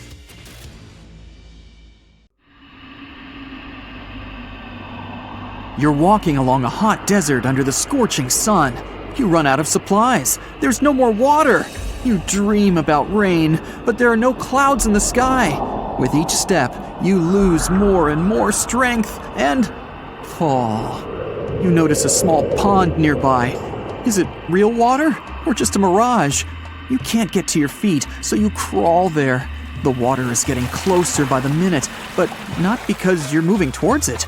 It's the water approaching you. In a few minutes, the pond area increases. Here, you're already in it. A small lake is formed, 60 feet deep, at the place where the piece of desert was. This real event happened in 2014 in the Tunisian desert. No one knows exactly on what day the lake appeared, since this part of the south of Tunisia is sparsely populated. At first, shepherds passing by saw the lake and didn't believe their eyes. In the next few hours, hundreds of locals came running to the place. They began to swim, jumping into the water from the surrounding rocks. But a few days later, something strange happened to the lake. In the beginning, it was a crystal clear turquoise blue color, but then it turned dark green. People didn't attach any importance to this and continued to swim. They shouldn't have done that. The scientists and geologists arrived and immediately announced that it wasn't safe to swim in the lake. Muddy green water means the lake is stagnating. It's not refreshed, it's not fed by underground springs. Now the lake is filled with algae and a lot of harmful bacteria that can cause serious diseases. They also found out that this region of Tunisia is filled with huge deposits of phosphate. This substance can disintegrate and leave radioactive traces. The lake can be carcinogenic, toxic, and hazardous for any living organism. But people didn't worry about this too much. They walk in the middle of the desert, while the sun heats the air to 104 degrees Fahrenheit. Most of them are unlikely to refuse to jump into cool water, despite the warnings of scientists. Until now, no one knows exactly the reason for the appearance of the lake. Some scientists believe the lake was formed because of heavy rains. The lake is surrounded by rocks and is located inside a canyon. The water could just accumulate after each storm. Some geologists think an earthquake was the cause of the lake. A small seismic activity provoked the rupture of the Earth's rock above the water table, and through this hole, all the water splashed out. And if this theory is correct, then the lake can be pulled back underground through cracks. This is the same as when you pull the plug out of a drain hole in a filled bathtub. Any small earthquake is like pulling the plug out. Therefore, if you find yourself in these places, don't swim in this radioactive lake. We're going to the Caribbean Islands region. Among the clear blue sea, you can find a unique lake. It's located on one of the Paradisical Islands. You may not even notice the lake right away. The entire territory may seem like a huge concrete platform, but the main thing is not to step on its surface. Pitch Lake is a lake filled not with water, but with liquid asphalt. This is the largest asphalt deposit in the world. Steam is coming from all over the lake as it's hot. The depth of this lake is 250 feet. An entire passenger Boeing could fit there in an upright position. The lake is not fully studied, but scientists believe there's a deep fault in the Earth's crust under it. A huge amount of oil seeps through it. It passes through various chemical compounds and turns it into the asphalt. According to rough estimates, there are about 10 million tons of hot material inside this place. Theoretically, no life can exist in such conditions, but scientists have discovered a colony of microbes. Somehow, these creatures have learned to survive here. This also suggests that life outside of our planet may exist. The largest moon of Saturn, Titan, has many hydrocarbon lakes on the surface. And if the simplest forms of life appeared among a million tons of molten asphalt here on Earth, then nothing prevents them from appearing on Titan. We're going to Indonesia, to the island of Java. You need to climb a large volcano to see the next phenomenon. The volcano is overgrown with grass and trees, but it doesn't seem to be sleeping. Smoke is pouring out of its mouth. You climb to the top and see a clear lake instead of boiling magma. The blue sky is reflected in its bright turquoise surface. But don't try to jump there. This lake is filled with acid. The magma inside volcanoes comes from the deep bowels of the Earth's crust. The incandescent liquid consists of many molten metals and chemical compounds, and the lake is filled with particles of these metals. In addition, the volcano emits sulfur dioxide gases. When they combine with metals, they form a beautiful turquoise color. You'd better come back here at night. In some places, a lot of sulfur is concentrated. These accumulations come out of the lake and come into contact with the air. When this happens, everything around bursts into bright blue flame. It's safe to observe this from the side, but don't get too close. Nearby, on this island, there's another acid lake. It also releases sulfurous gases into the air, which are easily ignited when in contact with oxygen. And when this happens, the gases burst into a bright blue electric flame. It's difficult to see the flames during the day. At night, you can see these flashes from afar. Our next location is Australia. You start the drone high above the forest area. Among the green, dense forests, you can see a bright pink spot. It's our lake. This time, the beautiful pink color may not stop you from swimming. You can relax here and take beautiful photos. The lake attracts thousands of tourists, but scientists have only recently been able to find out the reason for the unusual color. At the bottom of this salty lake in Melbourne, special algae grow and secrete a red pigment. In combination with sunlight, high temperatures, and a small amount of precipitation, it turns the lake pink. By the way, Australia is not the only place with such a phenomenon. There are lakes with a pink tinge of water all over the world. You can find them in Senegal, Bolivia, Kenya, and many other countries. The water of these places is also salty and contains the red pigment of unusual algae. We leave the hot beaches and fly to cold Canada. Here, we see a frozen Lake Abraham. We step on the ice and notice huge frozen bubbles inside. They resemble jellyfish, and there are thousands of them there. This is methane. It's a highly flammable substance. The grass, leaves, pieces of trees, and any organic substances that fall into the lake become food for a lot of bacteria that emit methane. Upon contact with frozen water, methane turns into tens of thousands of frozen balls. When the ice melts, the bubbles burst and sizzle. This phenomenon can also be observed on some shores of the Arctic Ocean. There, the size of the bubbles can reach several times more than balloons. It's a beautiful sight, but it's not safe since methane ignites when it contacts with air. We're in the coldest place of our journey. It's Antarctica, near the driest desert on Earth. A dry place doesn't mean it has to be hot. It's an area with minimum precipitation. The desert isn't sand and cacti, but a place where almost no living life inhabits. Some areas of Antarctica meet these two criteria. However, in this icy desert, you can notice a tiny lake. Its depth is only a few inches. Technically, it's a pond, but the most amazing thing is that it stays in a liquid form. The temperature here drops to negative 58 degrees Fahrenheit. The pond should be frozen, but this doesn't happen. Don Juan Pond is one of the saltiest reservoirs on the planet. The amount of salt here doesn't allow the water to freeze. Scientists have been studying this lake for more than 60 years, but they still can't find out the exact reason for the appearance of water here.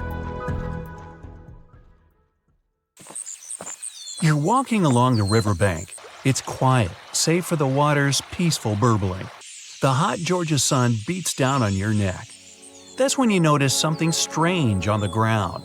Looks like a quarter-sized black coin with a weird pattern on it. You bend over for a closer look. Is it a coin? This thing looks like an ancient seal with a symbol carved in it. It's probably from some long-lost civilization. You could sell it and make a fortune. You crouch down on one knee to pick up your newfound treasure.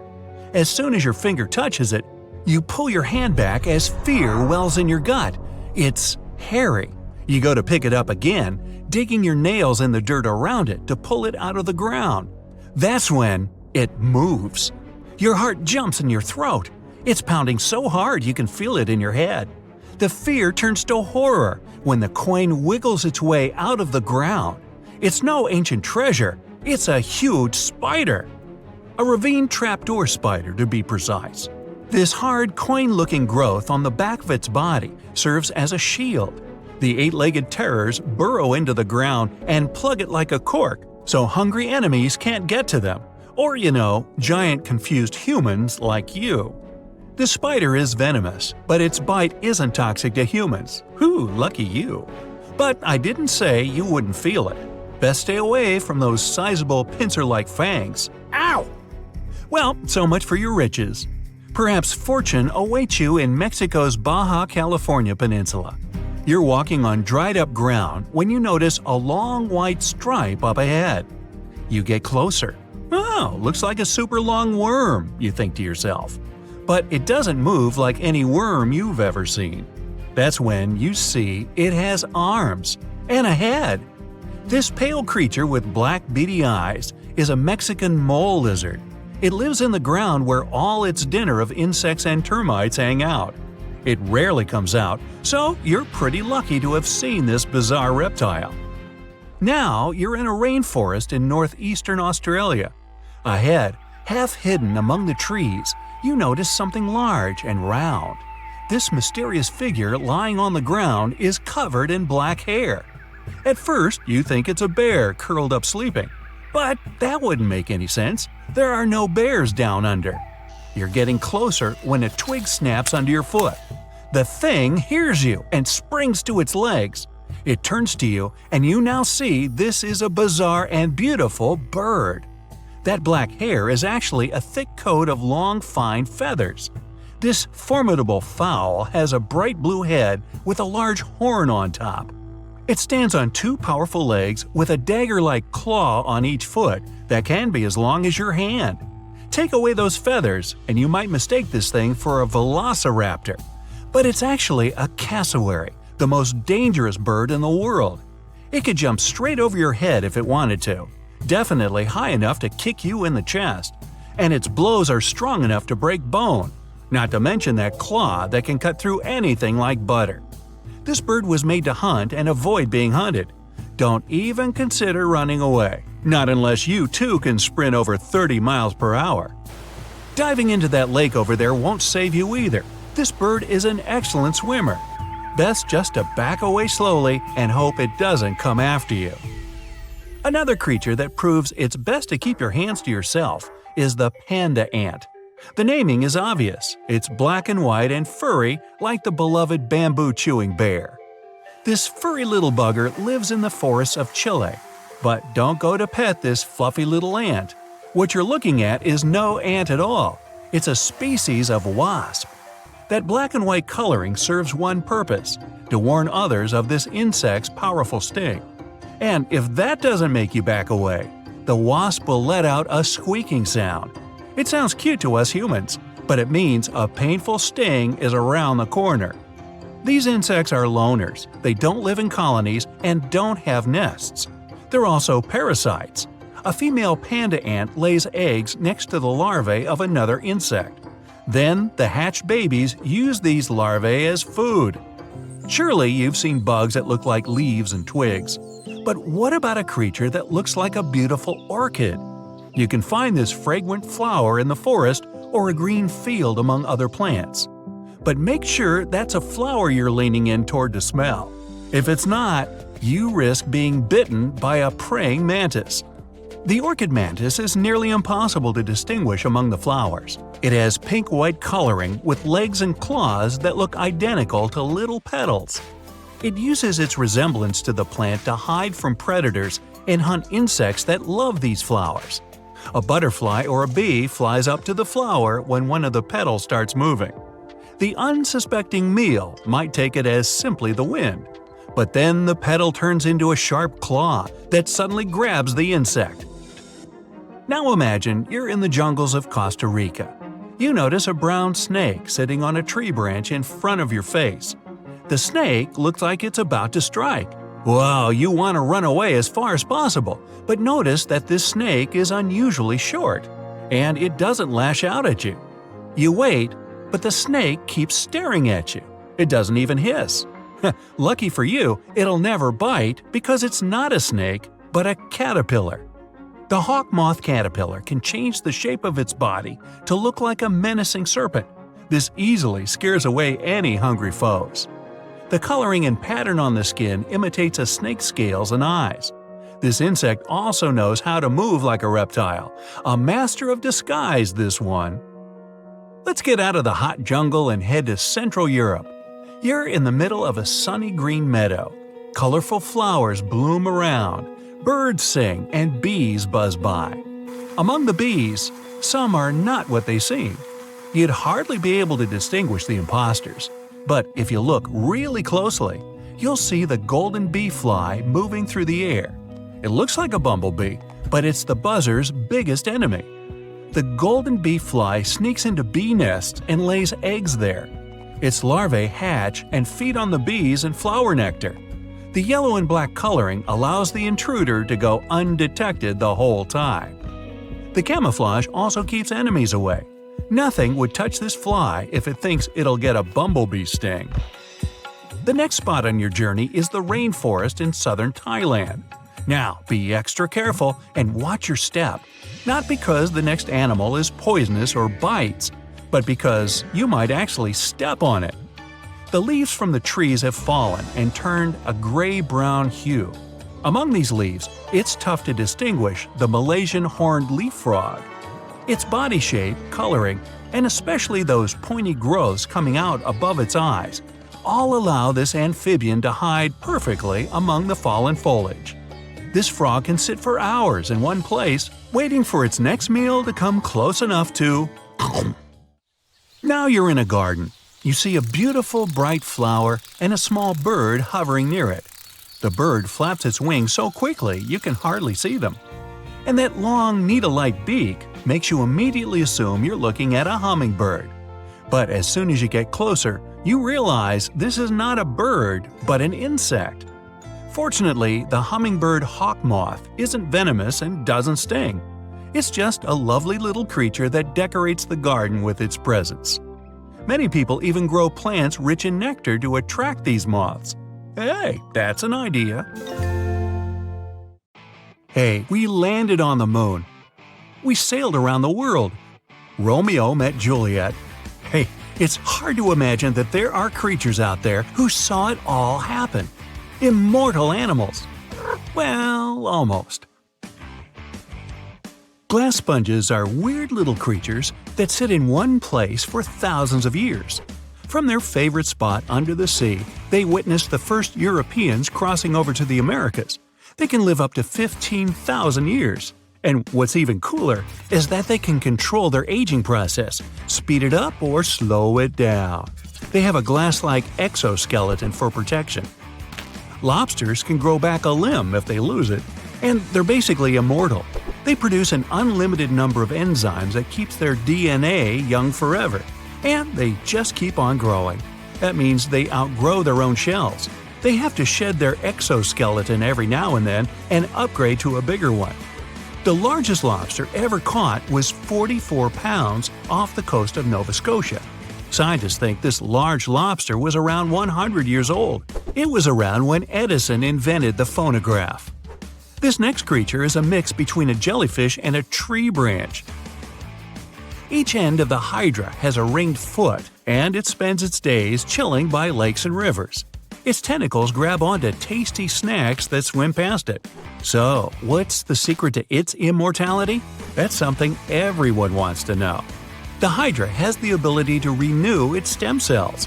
Scientists have been trying to do that for years. They can actually slow down their aging process. Now, these little sea creatures are red sea urchins.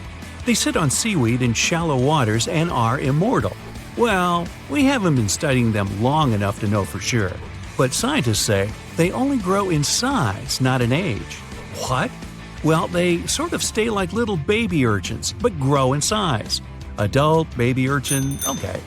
These little babies can reach around 100 years old, even 200. The slowest on the list? The giant tortoise.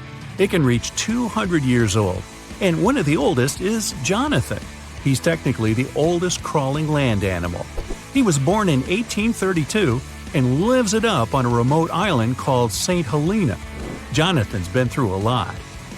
He's seen the very first American skyscraper, the Eiffel Tower.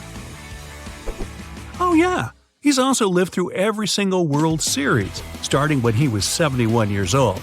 Now he can't see too well and he's lost his sense of smell, but he's still going strong. Back to the oceans and the Greenland shark. It's been known to be the longest living vertebrate and can live more than 400 years. Swimming around for that long in the deep, dark, cold ocean means these sharks are tough. They're able to withstand insane water pressure. Sharks are one of the only creatures today that haven't been affected too much by evolution. Many sharks have been around since the dinosaurs and haven't changed much. Scientists found out that they grow around a half an inch per year. So, with a little bit of quick math, they can easily find out the age of these tough sharks. Imagine seeing a shark that's older than the USA. This next creature is probably the most durable, indestructible, and cutest on the list. It's called a tardigrade, but scientists nickname it water bear because I guess it looks like one. But it's not exactly bear size. It has 8 legs and hands with a strange little nose. And these bizarre microscopic creatures are indestructible. They're known to live in the most extreme places on the planet. They're fine with temperatures as high as 300 and as low as minus 330. Volcanoes, frozen desert nights, they can even handle radiation and massive amounts of pressure in the deepest parts of the ocean. They can even survive the vacuum in space. No tiny little spacesuit or anything. That would be cute enough. So far, they've survived 10 days on the outside of a spaceship, but they could probably do longer. Tardigrades might be able to outlive humans if there's some sort of worldwide catastrophe. Microscopic organisms in charge of the planet. Wonder what that would look like. Whether it's all the volcanoes erupting at once, or another ice age, or even another pesky asteroid. Tardigrades probably wouldn't even notice. Scientists are studying them to see if they can help us with some next-level biotech. Now, just for fun, here's the mayfly. This poor little insect doesn't even make it past 24 hours on average. Females and males can make it to a whopping 2 days old. Talk about living in the moment. These little flies grow in swarms and are known to have one of the shortest lifespans of any creature. But as a species, well, they've been around for hundreds of millions of years. Jellyfish have discovered the fountain of youth, and surprise, surprise, it's been inside them all along. Not inspirational poster style, but literally, it's always been inside them. Jellyfish are able to reverse their aging process whenever they want. Imagine you're swimming along and then you think to yourself, gee, I kinda want to be 8 again. And poof, there you are. Who wouldn't want to go back to being 8? That's how jellyfish stay young and live stress-free. These brainless and boneless creatures can turn the clock back anytime they want, as long as no one bothers them. They're super chill, just floating in whatever direction the current takes them. Like, go with the flow? This creature looks like something right out of a sci-fi movie, and you could say it has sort of alien features. The giant weta outweighs a mouse and is considered one of the biggest insects out there. You find these big bugs in New Zealand. While jellyfish can reverse their aging process, some members of the weta family can come back to life. Talk about superpowers. If they get completely frozen, they start to make special proteins that stop their organs from getting ruined. After whatever amount of time they're frozen, they can be thawed out and brought back to life, like nothing ever happened. In fact, the giant weta has ears on its knees in its front legs. And because it can resurrect, it's also called the zombie bug. Planaria are flatworms that are unique. Apart from being practically immortal, they're the ultimate regeneration machines for lost body parts. If you take one of them and divide its body into 10 parts, you'll end up with 10 new planaria. You keep dividing them up, they'll keep multiplying, even though they're usually less than an inch long. Imagine if we could figure out how to do that. Would that be a way for us to live forever? Or would we end up with a totally crazy world with copies of everyone walking around? How about the world's fastest relay team, 4 identical Usain Bolts? Now, clams have been around for a really long time. Scientists have discovered that they can live up to 400 years old. These little shelled creatures are the ones that create those shiny little pearls everyone loves. A clam will go into action mode when a parasite gets inside.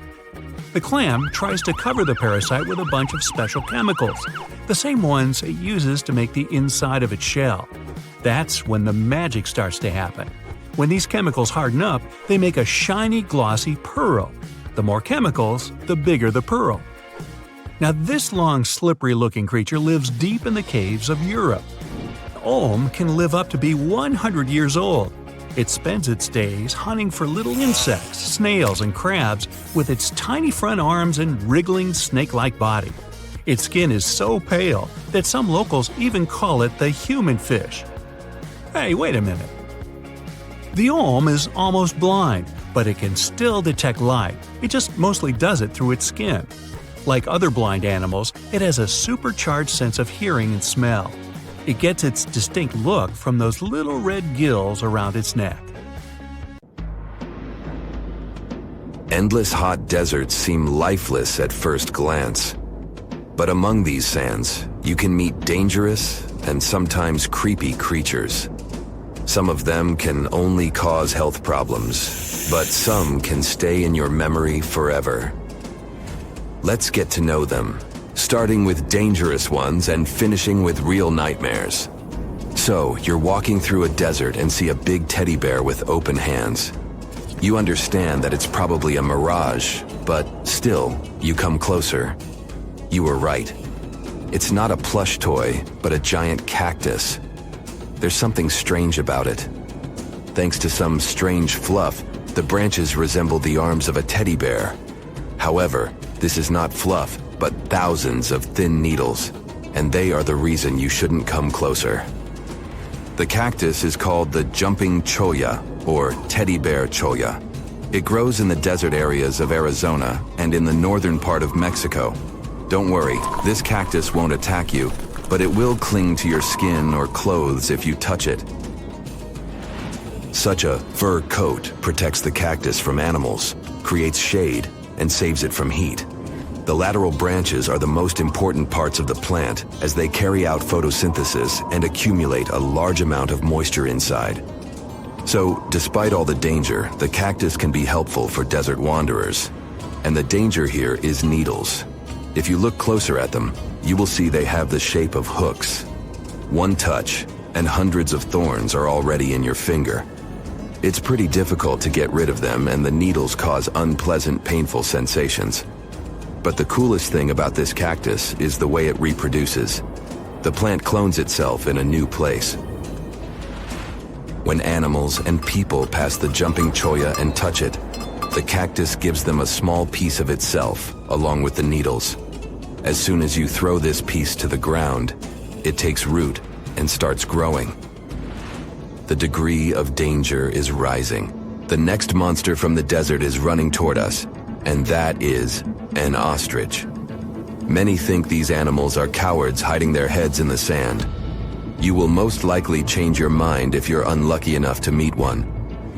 Usually, ostriches are not aggressive, but you should run if you come closer to their nest. On the other hand, you won't be able to do that because ostriches move at a speed of 43 miles per hour. You need a car to get away from them. They run and hit their enemy with their chests. There have been cases when ostriches attacked vans and caused significant damage to them. But the main danger these birds present is their powerful legs with sharp claws. They can deliver strong blows with them and even beat a prone opponent. So yes, if you see an ostrich in the distance, go the other way. This small spotted lizard lives underground almost all the time in the arid deserts of the southwestern US and northwestern Mexico. Sometimes it goes outside to find lunch. It only seems cute, but in fact, it's a dangerous Gila monster. Its thick skin protects the reptile from hawks, coyotes, and other predators. But its main protection is its venom. Snakes and spiders inject their toxins using long, needle-like fangs. The Gila monster clamps down and chews the prey to spread the venom. And when it bites a person, it can keep its jaws closed for a long time. Getting rid of the animal is a tricky feat. People who have experienced the effects of the venom say it feels as if hot magma passes through the veins. Despite this, the lizard turned out to be useful for science. Doctors used its venom to create medicines for diabetes and obesity. The time has come. Now you're about to meet one of the creepiest creatures living in the desert. Be quiet and listen to the silence. Stand still. There's no one around. Suddenly, you hear some hissing coming from below. You lower your head and see it. A big yellow spider the size of a human palm with strong jaws and long legs hides in the shadow of your body.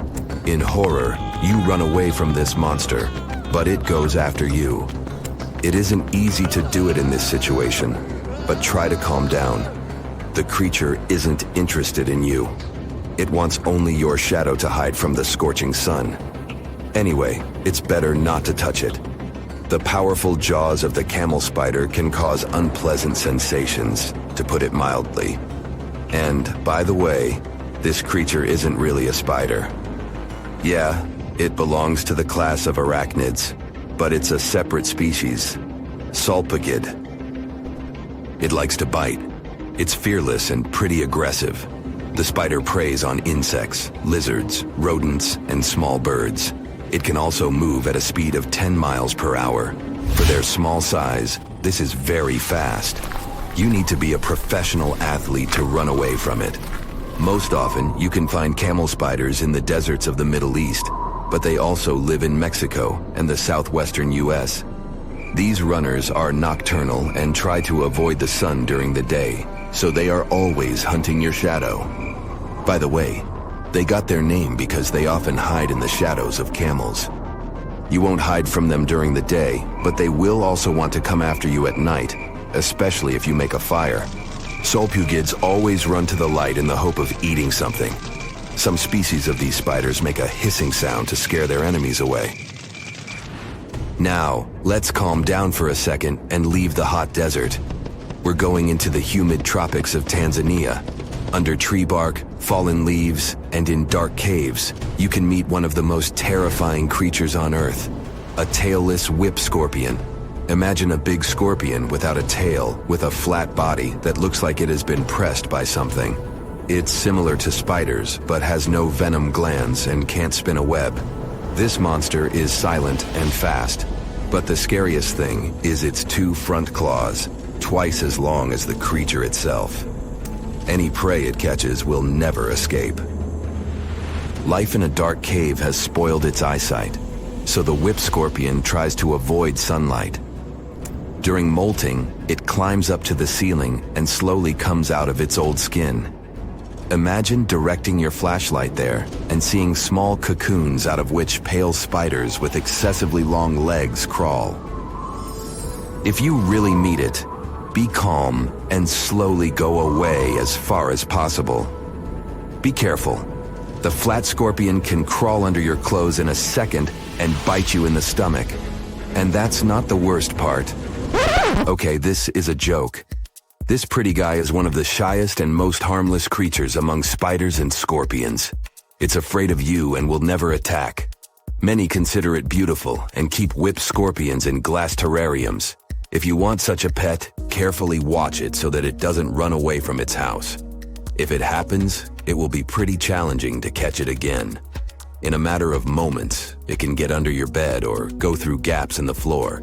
Then it'll go to your neighbor's apartment through a ventilation system and scare people there. Okay, how about one more scorpion? It's not as creepy as the other creatures in this video, but it's the most venomous scorpion in the USA.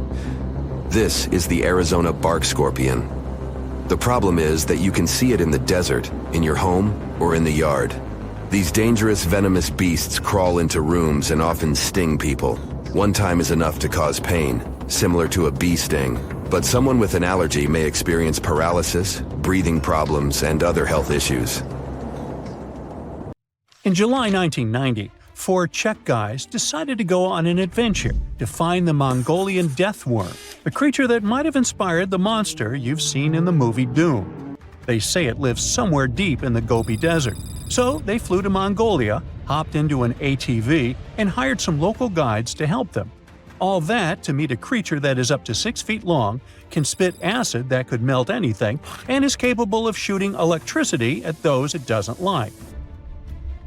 Legend says that these friendly guys spend most of their days hiding underneath the sandy dunes, but they'd like to come out during the wetter months of June and July. So the timing for a spotting was simply perfect. But the crew needed to figure out how to lure the creature. Sadly for them, no one knew what the giant worm liked to eat. So they built a thumper, which is a machine that made rhythmic pounding noises. They were hoping it would call the worm out of the ground. For 2 months, they searched the vast desert, crossing dunes and rocky plains, looking for any sign of the creature. But alas, it didn't really work out. Ivan McCurley, who was the leader of the 1990 expedition, came back to Gobi Desert again. He once tried to attract the megaworm with blasts, and the second time he used a small airplane to scout the dunes. Over the years, groups from America, Britain, and New Zealand organized big expeditions to the Gobi Desert to try and find the creature. Many others came from all around the world on their own and found nothing. The people in the West first found out about the megaworm of the Gobi Desert thanks to an American paleontologist, Roy Chapman Andrews. This brave man was probably the inspiration for Indiana Jones. In 1926, he wrote about the creature in his book. At a meeting with Mongolian leaders, Andrews heard detailed descriptions of the creature, even though none of them had ever seen it themselves. One of them described it as looking like a sausage, about 2 feet long, with no head or legs. According to him, the worm was so venomous that just touching it could instantly take your life, and it lived in the loneliest parts of the Gobi Desert. Andrews didn't think the creature was real, but he shared these stories again in another book. In May 2005, 4 friends from Great Britain who search for monsters professionally decided to try their luck. They made drawings of the worm and hired local people to hand out flyers all over the Gobi Desert. These flyers offered a reward to anyone who could give information about the worm or even bring them a specimen. They thought loud sounds that other explorers tried would scare the beast away. Some told them it likes damp conditions, so they came up with a plan to block streams of water to create wet areas that would lure the worm out. Their plan didn't work because it was too hard to build dams in the desert. They ended up using small traps, but didn't find any actual proof that the worm existed. But they did meet locals who shared interesting stories about strange creatures they had seen over 70 years. Over the years, stories of the monster spread around the world. In some of them, it's only 1 foot long. In others, it's as large as a human. It's white-gray or scaly and brown, or maybe fleshy and bright red. Someone said it resembled a snake, or maybe a caterpillar, or maybe it has wings and can fly. And some believe it could be a supernatural evil being without a body. Maybe the stories are so different, and the search operations are so fruitless, because the creature doesn't even exist. Or it could be one of many cryptids. Those creatures like Bigfoot, Yeti, the Loch Ness Monster, their existence has yet to be proven. In 1983, One scientist who was visiting the region heard that an old man had managed to catch the mysterious worm. He also learned there was a nest nearby. The scientist bravely approached the hole in the sand and put his hand inside. A giant creature dragged him in, and he was never seen again. Just kidding. He actually found a Tartar sand boa inside. It's a chunky, burrowing, non-venomous snake that has small eyes and gray-brown scales. He showed it to the locals to verify if it was the monster, and supposedly all of them said yes. Most Mongolians who know about the worm still believe it's real. Now, even though people call our supposed monster a worm, it's just what it sounds like in the English translation. Many Mongol cultures have used this word for centuries to refer to any animals they thought to be really dangerous, especially snakes, even non-venomous ones. So, it doesn't have to be a literal worm after all. Worms are soft and squishy, but a creature living in the harsh Gobi Desert would need to be tougher, more like a snake or a type of lizard without legs. Neither of these creatures can shoot electricity or spit acid like they say the death worm does. But some snakes, like cobras, can spit venom that's dangerous for people. If it were real, the creature would have a backbone, and explorers searching for it would likely find some bones or evidence left behind. And there are actually fossil remains all over the Gobi Desert. Scientists found representatives of over 80 dino groups here over the last almost 100 years. It all started with the world's first dinosaur egg nests. This discovery changed all the scientists knew about dinos. It was the first proof they laid eggs. In the following 2 years, the same expedition team unearthed over 100 dinosaurs and took them to the American Museum of Natural History, where you can still see them today. Some of them were swimming around in the Cretaceous Sea that used to be here about 71 million years ago. They resembled modern birds. The mystery of the megaworm is still unsolved, but there used to be another mystery scientists finally managed to explain. Back in the 13th century, a famous traveler, Marco Polo, not the guy from the swimming pool game, crossed the Gobi Desert. He thought he could hear mysterious noises, like the sounds of musical instruments such as drums. He wrote about it in his book and believed he might be hearing the voices of restless spirits. Scientists call these noises singing sands or booming sands. Unlike the squeaky sound you might hear when walking on a sandy beach, these desert sounds are much louder, like a musical instrument playing deep, haunting notes. Over the years, people came up with all kinds of ideas about what caused the sounds, like underground water or winds making the sand vibrate. Not all dunes can do this, and scientists wanted to figure out why. Sometimes the winds might cause a small avalanche on the side of a dune, and then you can hear the magical sound start. But this is rare. So, to study it, scientists had to help the dunes sing. They climbed to the top of a dune and slid down on their backs, using their hands and feet to push sand down.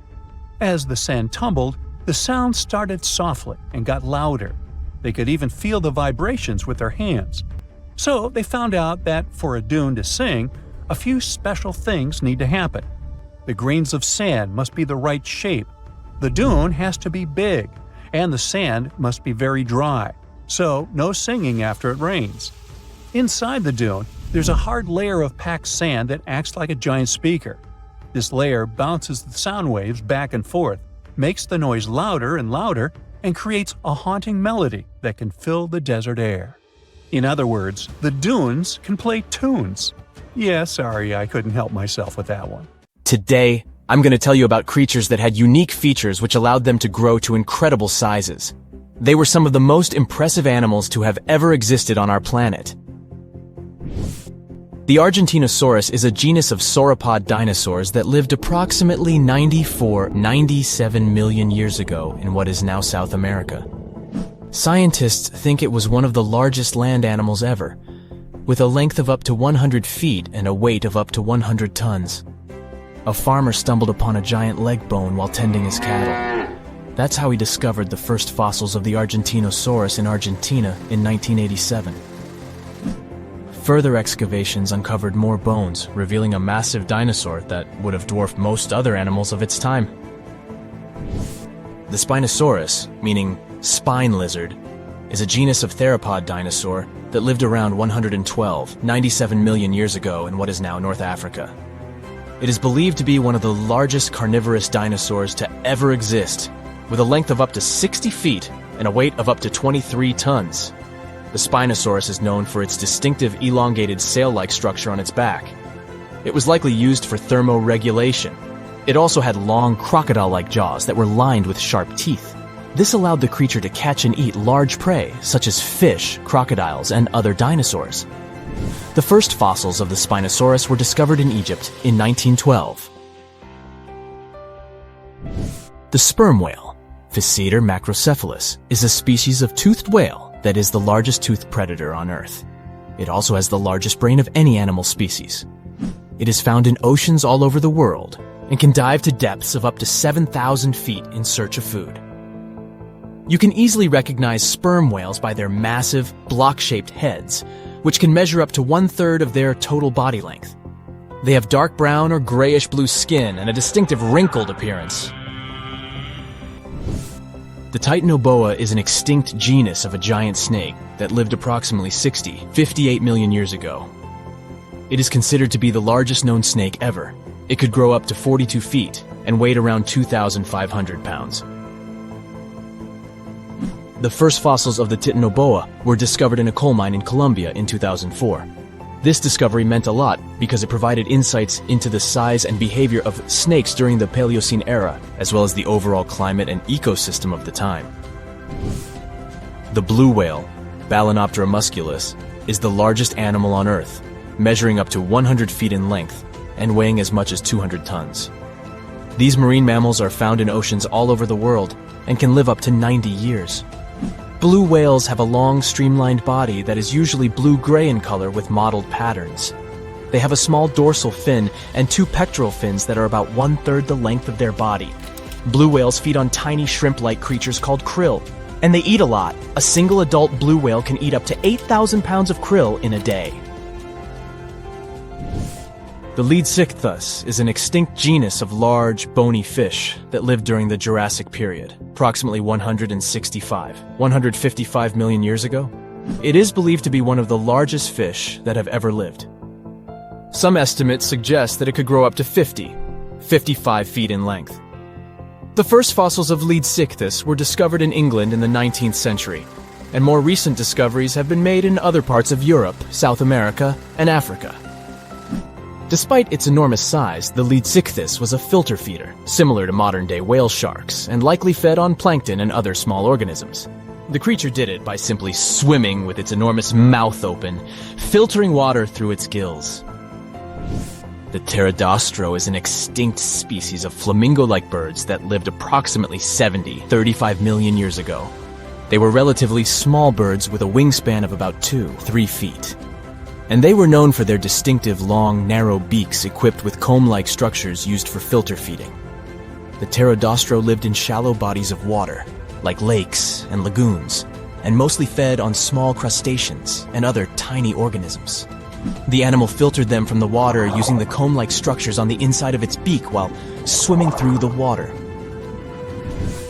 The African elephant is the largest land animal on Earth and one of the most recognizable ones. There are 2 species of the African elephant, the savanna elephant, Loxodonta africana, and the forest elephant, Loxodonta cyclotis. You can see them in various parts of sub-Saharan Africa. These creatures can be identified by their large size, gray skin, and long trunks. African elephants can grow up to 13 feet tall and weigh up to 14,000 pounds, depending on the species and gender. Australia used to have its own giants. Those were huge animals that could have dwarfed anything living on this continent these days. Scientists found the remains of many of those ancient creatures in the Narracuta Caves in South Australia, 4 hours away from Adelaide. It's a lovely region, but it can be treacherous. Watch out for holes the ground is pocked with. Known as pitfall traps, many of them are no wider than a coffee table. They're deep and plunge into the darkest of caverns. One of such caverns is called Victoria Fossil Cave, and it's a treasury that's been hiding the bones of around 45,000 animals for centuries. Some of the oldest bones belong to creatures far more terrifying than any animal you can encounter today.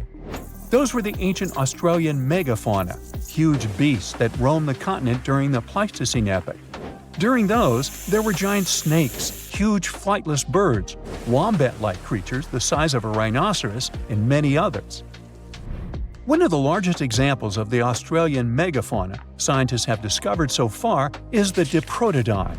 That giant herbivorous creature was 10 feet long and 6.5 feet tall, and weighed more than 6,000 pounds, about as much as a small Asian elephant. Even though this terrifying beast didn't eat meat, it could have smashed other animals with its sheer weight. Scientists have found the remains of hundreds of such creatures all over Australia, so it's safe to say that no other animal from that time or in that location was larger than this giant. Despite its creepy appearance, the Diprotodon was a relative to the modern-day wombat, and those are known to sometimes pounce humans. The Diprotodon had toes that pointed inward and were well suited for digging burrows. On the other hand, Diprotodon was a giant, and it was unlikely that it used to do so. It was likely a trait it had inherited from its smaller burrowing ancestors, or it could have used its claws to search for roots. This theory is supported by the fact that the animal's pouch was facing backward. It prevented any dirt from collecting inside while the creature was digging. Since this animal was so big, it didn't have to worry much about predators. Up until 60,000 years ago, when the first humans appeared on the continent, full-grown Diprotodons only had to look out for creatures like the Quincana. Measuring in at a whopping 20 feet long, the Quincana was a land crocodile. It lived in Australia from around 20 million to 40,000 years ago. It disappeared along with most other mega creatures of the last ice age. It's thought to be the result of the first humans coming to the continent. Even though the Quincana was extremely fast and dangerous, it was possible that this creature got outcompeted by human hunters who took all available prey. Unlike modern crocodiles that are mainly aquatic, that mighty beast was a land dweller. Scientists figured it out by studying the Quincana's legs. They were able to support and carry the body clear off the ground. It means there was no escape for ancient people once the Quincana spotted them. Modern crocodiles can only push themselves along on their bellies. Such an adaptation allowed the Quincana to chase its prey for long periods of time, exhausting it in the process. Another creepy feature of this ancient monster was its teeth. Aquatic crocs have conical teeth. Those are great for gripping and holding on to prey underwater. But Quincana had knife-like teeth, ideal for slicing soft-bodied animals like, mammals. Another Australian monster, Thylacoleo, wasn't all that large, but it didn't make it any less terrifying. It was still among the top predators and the biggest carnivorous animals in Australia. This creature was a true oddity of nature, even by prehistoric standards. First, its teeth resembled not those of a regular predator, but those of a rodent. Its front incisors were enlarged, taking the place of canines. Premolars were also shaped like blades. They were used for cutting flesh and bone. At first, scientists thought that Thylacoleo used those teeth to eat nuts and fruits. But later, a study showed that the use of such teeth was better suited on necks and spines. The jaws of this ancient creature were immensely powerful. A 220-pound Thylacoleo had a bite force similar to that of a present-day 550-pound lion. It means that the animal could easily bring down prey much larger than itself. Then there was Thylacoleo's tail. It had strong muscles which provided the animal with the ability to use the tail as support when tackling large prey. The Thylacoleo had retractable claws, and this feature is very uncommon among marsupials. It allowed the animal to keep its razor-sharp hooks from getting blunt and could help it get a better grip on its prey. Scientists are quite sure that, like today's leopards, the Thylacoleo could climb trees and jump on other animals from above. It was done so fast and stealthily, they never knew what hit them. The creature's rear feet support this theory. The first toe there was reduced, but the foot had a rough pad like what modern-day possums have. It allowed them to have a better grip while climbing. Right after scientists found the first skull of the Megalopodon, this animal was classified as a lizard. That's why its name translates to small groomer. But after they discovered more complete fossils, it turned out that the Megalopodon was a giant turtle. But that's not all. It was one of the largest land turtles to ever have existed. The main reason researchers initially believed the creature to be a lizard was the fact that its skull was adorned with a series of spikes. It's something the modern-day horned lizard can boast. But even after discovering the true nature of the Megalania, scientists still don't know how to properly catalog it. It might have been a creature that folded its neck under its spine, or it could have folded it to the side. Beside those defensive mechanisms on its head, the Megalania was also equipped with a spiked tail, which was probably used to prevent predators from attacking the animal from behind. Most species of the Megalania disappeared around 2,000 to 3,000 years ago because of humans who hunted them to extinction in both Australia and on the surrounding islands. It took around 2 centuries for these turtles to go extinct in that region of the globe. The Megalania was a giant Australian lizard that existed at the end of the Pleistocene epoch. It looked like a Komodo dragon and the Australian monitor lizard, which are both believed to be Megalania's closest living relatives. Fossils tell us that the ancient animal was anywhere from 15 to 26 feet in length. Ow! The youngest fossil remains of this ancient Australian monitor lizard date back to about 50,000 years ago. The first indigenous settlers must have encountered Megalania, which led to the lizard's extinction. Originally, scientists thought that the Megalania was the only member of the genus Megalania, but these days it belongs to the genus Varanus, which means that the prehistoric creature is closely related to other Australian monitor lizards. Our next giant creature on our list was once dubbed an ostrich on steroids. I mean, look at it. It was the last of the thunderbirds to go extinct in Australia. The Genyorus lived on the continent at the same time as early humans. They might have coexisted for 15,000 years or so before the huge bird eventually disappeared. This theory has some proof. The bird's fossils found along with human artifacts. Some cave paintings also depict flightless birds similar to the Genyorus in size and shape. Although it wasn't the largest bird in Australia, the goose-like creature was still as tall as a grown-up man and weighed around 550 pounds. Even a modern-day ostrich can be dangerous if it feels threatened. Imagine meeting its giant prehistoric relative. Scientists are still arguing about its diet. Many believe the creature was an herbivore, but there's still a chance that the Genyornis was a partial scavenger. Its small, stubby wings and powerful hoof-like legs hint that the bird could have been a plant eater. But its huge beak and exceptionally deep lower jaw evoke suspicion. Such features are highly unusual in birds. In 2016, 2 researchers were trekking through the forests of Arunachal Pradesh, India, when they literally stumbled upon this camouflaged beauty hidden in the leaves. A local man pointed out the snake, and they quickly realized it wasn't just any average viper. With its unusual pointed snout, similar to a hump-nosed viper, and a stunning orange belly, this snake had them scratching their heads. Back at camp, they took a closer look and knew they'd found something special. DNA tests at the Indian Institute of Science confirmed it. They found a brand new species, now known scientifically as Trimeresurus arunachalensis. But the snake's unique features didn't stop there. The snake's paired reproductive organ was unlike any other viper, and its scale pattern was completely unique. While its closest relative has around 20 rows of scales around the middle of its body, this mysterious snake had only 17. The next species is a record breaker, and it's known as the largest gecko ever discovered, measuring around 2 feet long and being as thick as a man's wrist. The only known specimen of Delcourt's giant gecko is currently in France, but its exact origins are still a little bit of a puzzle. At first, people thought it might be from New Zealand because some local legends spoke of a giant, mysterious lizard that lived in forests. Even though it was a pretty fascinating theory, some recent DNA studies suggest that this nocturnal species is probably from New Caledonia. But as of now, no one can confirm it 100%. In general, sleeper sharks are big, slow-moving creatures that mostly hang out in deep, cold ocean waters. They usually have bulky bodies and a broad, flat head, which helps them blend into the dark sea. But in 2017, was caught at a fishing harbor and collected from a fish market located in Taiwan. And it didn't look like any of its relatives. First off, this 4.4-foot shark had smaller eyes and a tiny second dorsal fin compared to its cousins. It also had more rows of teeth in its upper jaw and fewer in the lower jaw. But the biggest surprise was that it was a pregnant female carrying 33 embryos. This means there are probably more of these sharks hiding out there in the deep ocean.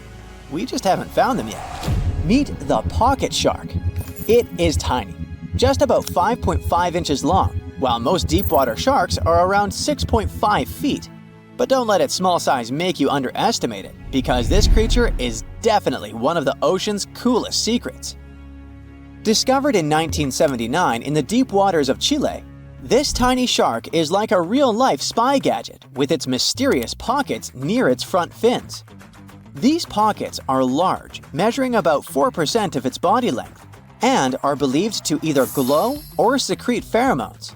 So, this shark might actually light up to either confuse predators or attract prey in the dark depths. And when I say deep, I mean really deep. It is believed that this creature hangs out over 9,000 feet down, which is roughly the height of 7 Empire State Buildings stacked on top of each other, but inside the ocean. Besides its initial discovery in Chile, it was spotted again in 2010 in the Gulf of Mexico, but it hasn't shown up since. The pocket shark is not the only glowing animal we're talking about today. This inch-long cockroach, scientifically known as Luchihormetica lucae, was actually first collected back in 1939, but only got its moment in the spotlight decades later in 2012. What makes this little buddy so interesting is that it uses bioluminescence, meaning it has spots that light up in the dark. Unlike fireflies that mostly use their glow to find a mate, this cockroach uses its light to mimic a toxic click beetle and scare off predators. Unfortunately, the region in Ecuador where it was found was hit hard by a volcanic eruption, raising fears that this glowing marvel might be a one-of-a-kind discovery. Continuing with tiny creatures, meet Hippocampus minotaur, also known as the bull-neck seahorse. This little seahorse stands out with its wide neck, large head, and small body, which is why it's got the Minotaur nickname. The only known specimens were collected off the coast of Eden, Australia, and no one has ever seen it alive in its natural habitat. So that's why we don't know much about its day-to-day life. Some studies suggest it lives deep underwater, around 325 feet down, which is roughly the equivalent to the height of a 30-story building. It's believed this mysterious seahorse likes to wrap its prehensile tail around corals and might even hide in sand beds. Its yellow-orange color likely helps it blend into coral reefs. So spotting this intriguing creature in the ocean is pretty much like trying to find a needle in a haystack. Next on our list is the Nariño cat. In 1989, a single specimen of this mysterious spotted feline was discovered in Galeras volcano in southern Colombia. This little guy had a short tail with 7 black rings and a black tip, and its fur was absolutely unique, being more reddish than that of its relatives. Understanding that it wasn't an ordinary animal, researchers decided to visit a bunch of museums all over Latin America to find similar felines, but they came up pretty empty-handed. Then, DNA analysis confirmed that it was unlike any other known cat, having split from its closest relatives around 1.9 million years ago. The Bogota sun angel is a hummingbird with a stunning purple color and black flight feathers, plus a bright green chin and crown. For years, we only knew of one specimen that was bought in Bogota, Colombia back in 1909, and that was pretty much it. Nobody knew much more about this beautiful and mysterious bird. But that changed in 2017, when a study decided to analyze its DNA once again. The results suggest that the Bogota sun angel might not be a completely separate species after all. It looks like it is actually a hybrid, meaning it was a mix of hummingbirds from 2 different species. And it's likely that its mother was a long-tailed sylph, which is a gorgeous hummingbird that mostly lives in the Andes in South America. The spotted green pigeon, also known as the Liverpool pigeon, is like the unicorn of the bird world. It was first described in 1783 by an English physician named John Latham, who saw it once and that's it. Since then, no one has ever doubted that it was a pigeon, and many researchers were convinced it was a distinct species. But recent DNA studies revealed that this bird could actually be closely related to the famous dodo. You know, that chubby, flightless bird from Mauritius that looked like a giant pigeon with a quirky beak. Anyway, the Liverpool pigeon is about 13 inches long and has a unique look with yellow spotted feathers. Unlike its ground-loving cousin, the Nicobar pigeon, the spotted green pigeon was likely more of a tree hugger, feasting on fruits up in the branches. Today, if you want to see this rare bird, you'll have to visit the World Museum in Liverpool, where the only known specimen resides. While you're in England, make sure to swing by London and check out the Natural History Museum. There, you will find the only specimen of a flying fox known scientifically as Pteropus bruneus. Flying foxes are usually some of the largest bats in the world. Their body length, I mean their size excluding their wings, can be around 16 inches. But this special bat, discovered in 1874 at Percy Island, is more like a mini version of its cousins, measuring 8.3 inches from head to toe. So even though it hasn't been spotted in the wild for a while, I wouldn't worry too much if you happen to come across it. We've all heard of the Sahara. Sure you have. It's the largest hot desert on the planet. A sea of sand covering an area larger than the contiguous United States. But have you ever wondered what lies beneath the sand dunes? To answer this question, we must travel deep into the past of our blue planet. Up until some 6,000 years ago, the Sahara was grassland. Humans were around at this time, not me, spreading agriculture around the planet. In the north of Africa, the color green dominated. Plenty of rainfall meant that there were lakes, rivers, pastures, and even forests. A completely different image of the Sahara from the barren landscape of today. But then the climate started to shift. The region became parched, and the vegetation started disappearing. The wind did the rest. It took away the fine sediment after there were no plant roots to hold the ground together. Give it a couple thousands of years, and you get a familiar image of the Sahara. Sand and rocks stretching as far as the eye can see. But when it comes to volume, only a quarter of the Sahara is actually sand. The yellow sands of the Sahara are just one part of the story. The desert has many other features, such as gravel plains, salt flats, and plateaus. Makes you think if we understand the word desert correctly.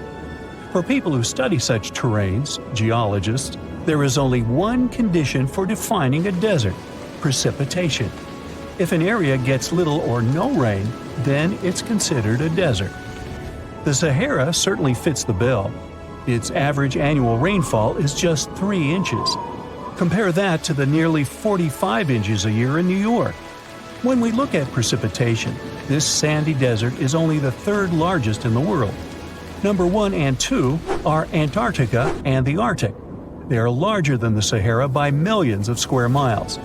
It sounds odd, but there is more than one type of desert. The first two are polar deserts, while the Sahara is a subtropical desert. But the difference in air temperature are staggering.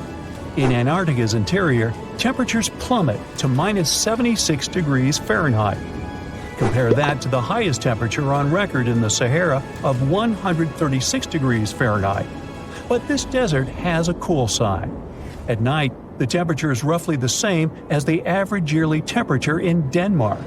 This hot and cold roller coaster makes it hard to choose the right outfit when venturing into the Sahara. And what about the sand? How deep is it actually? The depth varies between 70 and 140 feet. That's not too deep. If you put the Statue of Liberty in a tall dune, half of it would still stick out of the sand. Its vast amounts in the Sahara were created by aeolian processes. That's Greek for wind. Over time, it blows and shapes the surface of the earth. In dry areas with sparse vegetation, winds erode the ground much faster. That's what happened in North Africa. Under all that sand is the bedrock and cracked clay. If you started digging, you would find the same everywhere on the planet, with one important difference. There is some type of soil covering the bedrock. This is not the case in the Sahara. Because of the arid climate and a lack of vegetation, sand covers the ground below. Over the course of thousands of years, a lot of interesting finds ended up in the desert sand. For example, there are petrified tree trunks. These are essentially preserved prehistoric trees. They date back to the time when the region was lush green. In some places, the trees of this fossilized forest are at least 65 feet tall. The wood is so well preserved that you can still see the texture and knots. There are even fossilized pine cones. In 1992, scientists found glass fragments in eastern Sahara. These canary yellow glass shards were scattered across hundreds of miles. They didn't belong to an ancient civilization, although ancient Egyptians used them to make jewelry. In fact, the breastplate of King Tut had a beautiful scarab beetle centerpiece made from this desert glass. For a long time, scientists were puzzled about the true origins of these fragments. They finally concluded that the glass was around 29 million years old. It is an impact tape. If that sounds like it has something to do with the word impact, you are correct. These rocks are formed when a meteorite hits the surface of the Earth. This generates a lot of heat.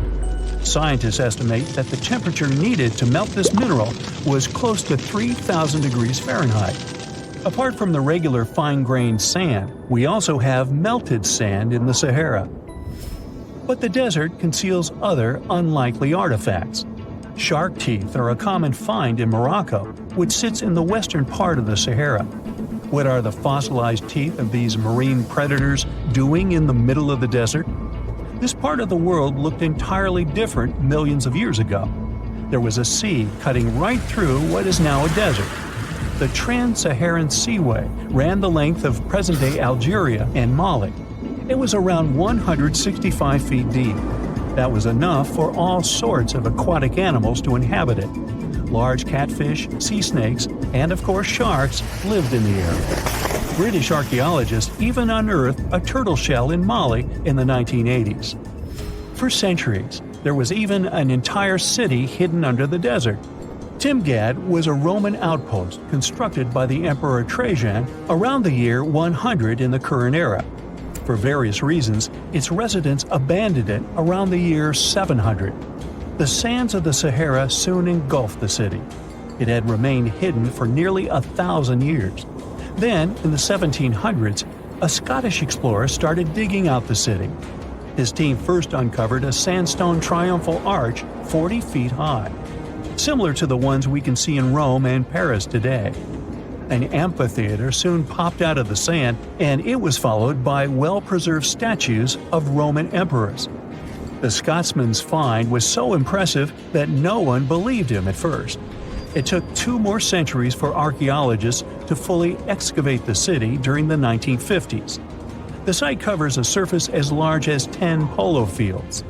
The ruins reveal the full mastery of Roman city planning. All the streets meet at a right angle in what is known as an orthogonal grid. You can find the same layout in modern cities such as New York. Historians estimate that during its heyday, 10,000 people called Timgad home. Different nationalities lived here, from Romans to people of African descent. Today, more than 2.5 million people live in and around the Sahara. They are spread across 11 countries in total, and their living space is growing.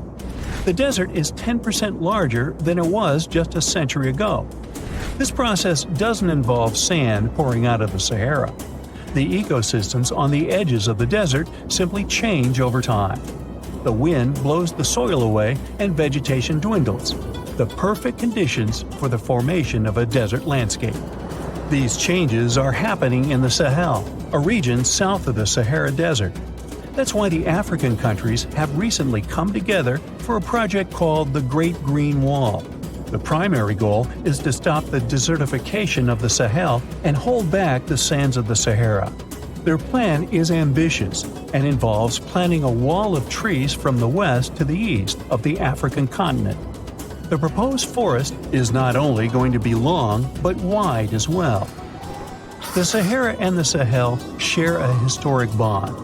Since antiquity, camel caravans have been making the journey from Africa's Mediterranean coast in the north to the savannas in the south. The golden age of this trade kicked off in the 9th century. The perilous journey took several months to complete. The route was 2.5 times longer than the length of the Grand Canyon. Explorers still find evidence of these ancient caravans hidden away under the sands of the Sahara.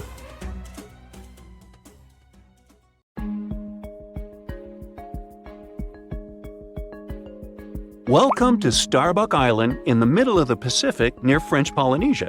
Even if the name brings to mind a strong coffee smell, you will find no frappuccino there. The island is uninhabited. It's also pretty tiny, just 5.5 miles east to west and about 2 miles north to south. The island is so small, New York City could fit in 18 such islands. Seems like there can be zero interesting things, but Google Maps have something to surprise you. A couple of months ago, there was a viral TikTok video about a weird saucer-shaped object found on Google Maps on Starbuck Island. The video racked up over 5 million views in 2 days. The creepiest part is that there's a long streak traversing almost the whole island. It looks as if someone had to brake with all their might, but failed, and it resulted in a crash of that saucer-looking vehicle. Could that be another possible proof that we aren't alone in the universe, and someone tried to visit us and couldn't drive very well? All these speculations are blood-chilling, and the users believe no one knew the true story behind those traces and the saucer.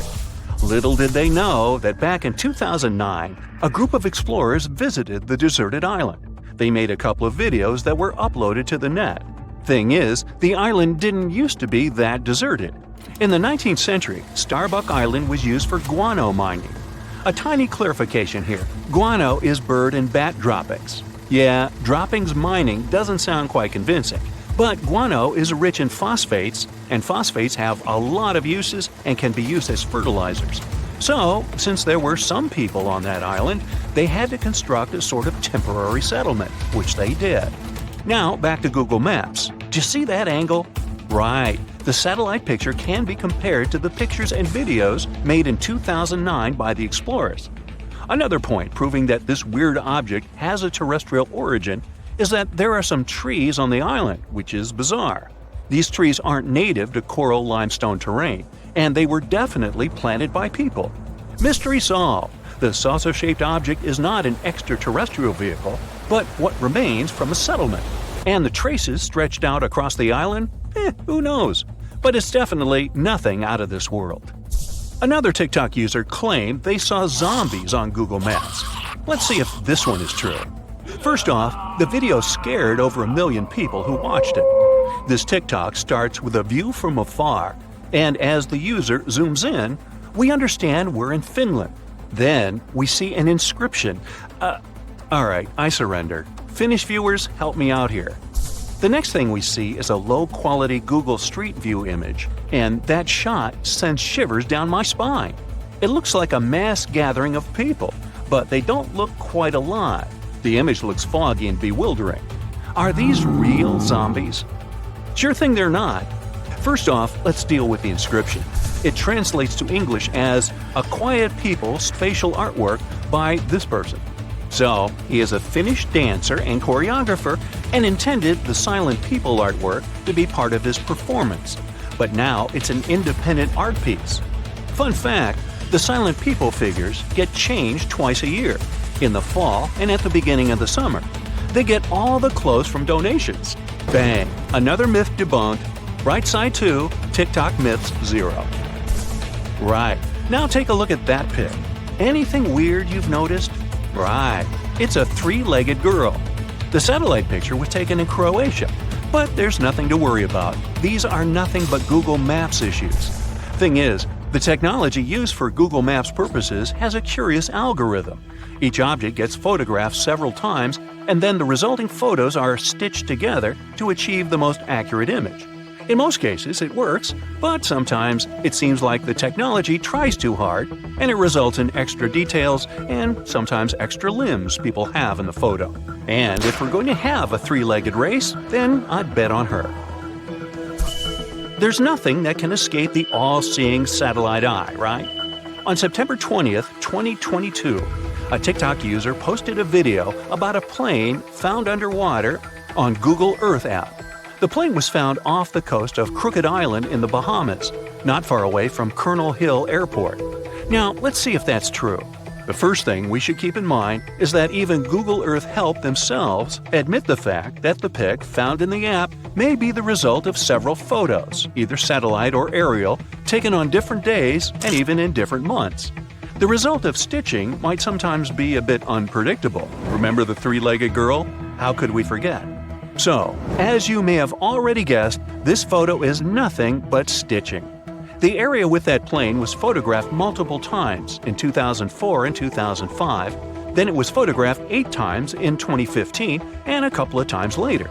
The most probable reason for this photo being on Google Earth is that these are the 2015 shots combined together.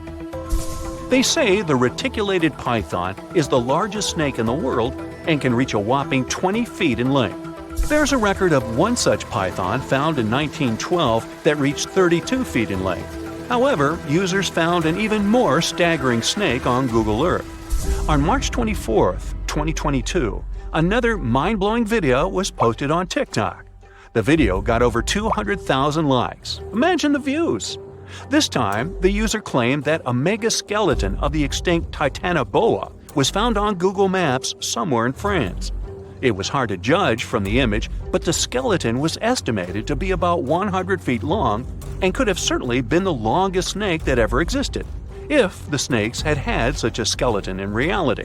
So it's the number one reason why this one is not a snake. You see, snakes have somewhat thinner ribs, and the skeleton in the picture looks way more massive. Another curious thing about this skeleton is that it turned out to be made of steel. See what I'm driving at? It's not a real skeleton, but a stunning 425-foot-long art installation. It's called this French name, which means ocean snake in French. The installation was created by a Chinese artist, Huang Yongping, and it's free to visit. The cool thing about this installation is that it only appears with tides, so it looks like a real archaeological excavation. Well, the artist made a monkey out of millions of users. If you ever travel to France, you can go check this extraordinary piece of art. It's located in this place, not far away from that place. Sometimes, Google Maps shows something that never existed. Meet Sandy Island. For a long time, it was believed to be located near New Caledonia in the eastern Coral Sea. It all started when Captain James Cook included it in the charts back in 1774. He never visited it, but it was later included in several more charts as a precaution against reefs. At the time, it was standard practice. Plus, the area was, and is still, swarming with pumice sea rats. These are the masses left after an underwater volcanic eruption, so such a precaution was a necessity. This way, the island stayed in the charts until 1974. A flying recognition campaign claimed there was a lack of appearance of that island, and Sandy Island was deleted from the charts. Google Maps appeared back in 2005, and the island, surprisingly, was there, even though it had been previously undiscovered. It got removed from Google Maps only in November of 2012. Now, there is nothing but black pixels, but there used to be a darkened sea area. Today, some specialists believe the whole situation with the island was just a copyright trap, which was a popular practice among cartographers back in the day. Those traps help cartographers protect their intellectual property. So, have you ever seen anything weird on Google Maps? Now, if Earth's history were a movie, we humans would only take up the last second of the end credits. Our planet has been around for about 4.6 billion years, but our human story began about 300,000 years ago, in Africa. Now our ancestors had some wild adventures in nature. They could have run into creatures so big they'd make today's elephants look like puppies. The woolly mammoth is a pretty famous animal, sure. His cousin, though, the Columbian mammoth, not so much. This giant used to roam places from Canada all the way down to Mexico. Unlike the furrier woolly mammoths, which hung out in colder places, these animals had shorter hair, resembling huge elephants. They also had incredibly large tusks, like 12 feet worth of spiraling sturdy tusks. And they weren't just for show, they came in handy when facing predators. That includes our ancestors. If you think about sloths these days, you're picturing these adorably slow creatures. They couldn't possibly be in your list of most dangerous animals. Well, their grandparents might have. For starters, we call them ground sloths, and they vary a lot in size. Some were as big as rhinos, and others, like the Megatherium, were as colossal as elephants. Imagine seeing a 20-foot-long sloth which doesn't mind chewing on some meat every now and then, at least in theory. Ever heard of Bigfoot? Well, our next animal kind of looks like him, but is a distant cousin to orangutans. Meet Gigantopithecus, the largest primate to ever call our planet its home. Standing tall at 10 feet and weighing more than 600 pounds, these animals were amazing to look at in real life. Unlike Bigfoot, they weren't constantly hiding. In fact, it's believed they were peaceful and gentle creatures. Sadly, they faded away about 100,000 years ago, mainly because their food sources slowly became unavailable. Those lush, fruity forests they called home eventually turned into dry grasslands. Next on our list is the cave hyena. Weighing a chunky 250 pounds and standing 3 feet tall, these beasts were as long as a grown-up lying down. What's even more interesting about these creatures is that they loved hanging out in groups. A pack could be as big as 30 of these animals, which meant they could easily take on even the biggest, heaviest mastodons. Our ancient families would have needed to stay alert around these hungry specimens. Sadly for these hyenas about 20,000 years ago, their numbers started going down. Soon enough, they completely disappeared from the planet. Quick pop quiz. What's called a tiger but isn't really one?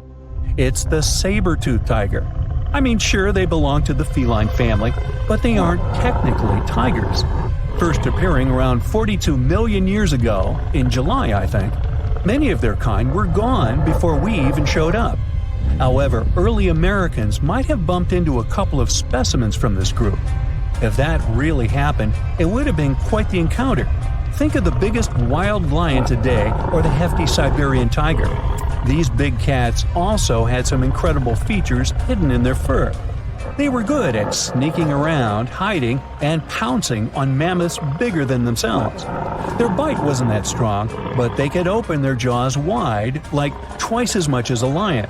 And although their teeth were a bit on the weak side, they had buff forearms to pin down their dinner, giving those big fangs a purpose. Not the kind of kitty you'd want to play with. Dire wolves made their debut about 250,000 years ago. They were like the gray wolves we know today, but a lot stronger. While wolves these days stretch out to about 6 feet and tip the scales at 170 pounds max, dire wolves were about 5 feet and about 150 pounds. Found all over North and South America, they had admirable jaws, biting nearly a third harder than their modern counterparts. Also, their favorite snack was horses. But just like many other majestic beasts of the past, they faded away around 10,000 years ago. Now, names can be deceiving. Take the American lion, for example. It's not really a lion, it's more of a panther's big cousin. The other part of the name is correct, though. They did live in America about 330,000 years ago. This feline was no lap cat either. They were at the top of the wildcat pyramid, weighing a colossal 772 pounds. That's like stacking 4 grown men on a scale. Even the mighty African lion would look a tad bit shy beside these beasts. With the muscle to take down a bison, you wouldn't want to accidentally interrupt their dinner. They parted ways with this planet around 11,000 years ago, right after the last ice age. Now, down in Australia, about 50,000 years ago, I wasn't around then, there lurked a relative of the Komodo dragon, the Megalania. Experts love to have debates on how big it was. Some say it stretched out to 23 feet. Others think it was just about 11 feet long. Either way, they were basically mega-sized Komodo dragons with a dangerous bite. If you think bears are already big and fluffy now, let's introduce the short-faced bear. While this big creature stood on its hind legs, it towered at 14 feet.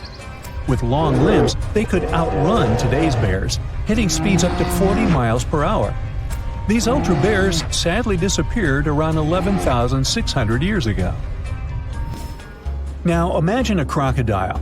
Okay, imagine that same crocodile, only supersized, with sporty legs, doing its thing in Australia about 1.6 million years ago. Well, say hello to the quincana. These crocs were extremely large, reaching 23 feet. And no, they weren't lazy river loungers. These creatures really love spending time on land. They evolved to have strong legs for their chases and razor-sharp teeth designed for slicing, not gripping. When did we stop sharing beaches with them? About 40,000 years ago. The name elephant bird might not sound familiar, but try to picture a bird that stood tall as high as a basketball hoop at 10 feet and weighed as much as a small car, 1,500 pounds. Their eggs were equally huge, like 150 chicken eggs bundled up into one. Now, as amazing as these birds sound, there's a lot we still don't know about them. They're hard to study, as most extinct animals are. Still, some recent studies have given us some clues. Scientists have been examining ancient molecules from their fossilized eggshells. It's an awesome piece of evidence, since these birdie shells were thick, preserving precious DNA inside. Plus, there are tons of these eggshell fragments sprinkled all over Madagascar's beaches. Because of these findings, we now know these birds were herbivores and loved eating leaves and seeds. We also know the tiny kiwi bird is its closest living relative. Now, dodos were these amazing birds we also used to share the planet with. They're like distant cousins to ancient pigeons. To give you some perspective, imagine a chunky bird weighing about 50 pounds. Similar to chickens, turkeys, and ostriches, dodos were also the types of birds that couldn't fly. Their wings were small, and they had the muscle strength of, well, a wet noodle. Now, you might have heard the word dodo used as a name for creatures that aren't that bright. Don't get confused, though, by this name. These birds were, in fact, intelligent. Scientists were able to figure that out by studying their fossils. It turns out that they were good at smelling stuff, unlike most birds that are all about the visuals. These creatures aren't around for us to study anymore, but that might change. One evolutionary biologist is on a mission to fully understand these amazing ancient birds. On that note, she revealed that the dodo's DNA has been completely sequenced. There are even talks about potentially bringing dodos back to life. They would make a nice addition to the lovely beaches of Mauritius, the place they used to call home many, many years ago. You decide to go out for a morning jog for the first time in your life. You put on your headphones and get ready for something hard and unpleasant. But as soon as you go outside, you feel an extraordinary lightness. At first, you enjoy it and speed up, but then you realize that something's wrong. You're running too fast and too easily. You feel like you've just taken off a heavy backpack that you've been carrying all your life. You're so fast, you think you must have a superpower now. But you notice another athlete running as quickly as you. You notice a puddle ahead of you and jump over it. You jump so far and so high, it feels physically impossible. You fall to the ground, shocked. Then you notice there are no scratches on your body, and the ground feels lighter. You stop the music in your headphones and turn on the radio. All the news reports say the gravity on the entire planet has decreased by half. Thanks to gravity, we stand on the ground and don't fly away into the sky. This power allows our planet to revolve around the sun and the moon to revolve around us. Heavy things seem heavy because of gravity. And now, something has happened to the Earth's core, and the mass of our planet has decreased. This is the reason for the change in gravity. People happily run out of their houses and jump twice as high and further than they used to. Any objects seem twice as light to you. Your body has become lighter, so you can easily stand on your hands. But still, you don't feel like a superhero. You can't lift a car, even if its weight was reduced by half. But now, parkour is easier for everyone than before. Your body's weight has decreased, which means you get less damage when you fall. However, panic quickly replaces the joy of the new conditions. It becomes hard for you to breathe, the same as all other people. The air has become lighter. The updated force of gravity has reduced the air pressure by half. Now you feel like you're at an altitude of 16,500 feet among the streets of a usual town. It's like you're halfway to the top of Mount Everest. The air is no longer as dense, and the main part of it has settled in the atmosphere. In the beginning, everyone experiences massive dizziness and panic. You feel like there's not enough air in your lungs, so you get nervous. To solve this problem, you have to learn to breathe slowly and evenly. Thanks to this, you calm down a bit. Others also learn to be more balanced and don't live in a hurry anymore. All of you experience less stress and enjoy every day. Then scientists create unique oxygen masks. You put it on, take a breath, and a special filter puts pressure on the oxygen molecules, making the air denser. After a couple of decades, people will take off these masks as they'll ultimately get used to the new conditions. New generations will be born with adapted lungs. The Earth's atmosphere is expanding. It seems the sky has risen higher and acquired a darkish hue. Satellites flying around the Earth's orbit are now inside our atmosphere, but the Earth's gravity still attracts them. You see thousands of satellites burning up. Some of the space debris survives the atmospheric shield and falls to the ground. A meteor shower begins. Space trash crashes into houses, roads, trees, and cars. You and the rest of the people decide to wait out the storm underground, in the subway or basements. Fortunately, the shower doesn't last long. People come out of their hiding and look at the sky in surprise. The moon changes its previous position and slowly flies away. Soon it disappears completely. Our planet is now like a heavy ball in the center of a huge blanket. That blanket is gravity. It bends under the ball's weight. If you put any light object on the blanket, it will roll down to Earth. But if an object is moving at high speed, it will be able to spin on the blanket's edge and not fall into the center. Thanks to such speed, the moon doesn't fall on us, but at the same time, it can't fly away. Now that gravity has decreased, the blanket has become twice as loose. The rotation speed allows the moon to fly out of our gravitational field. It just goes into space. People will be able to observe the wandering moon for a long time through telescopes. Meteorites might crash into it. It could also find another planet with stronger gravity and will revolve around this new home. The moon may stay in place, but will be revolving around the Earth at a slower speed.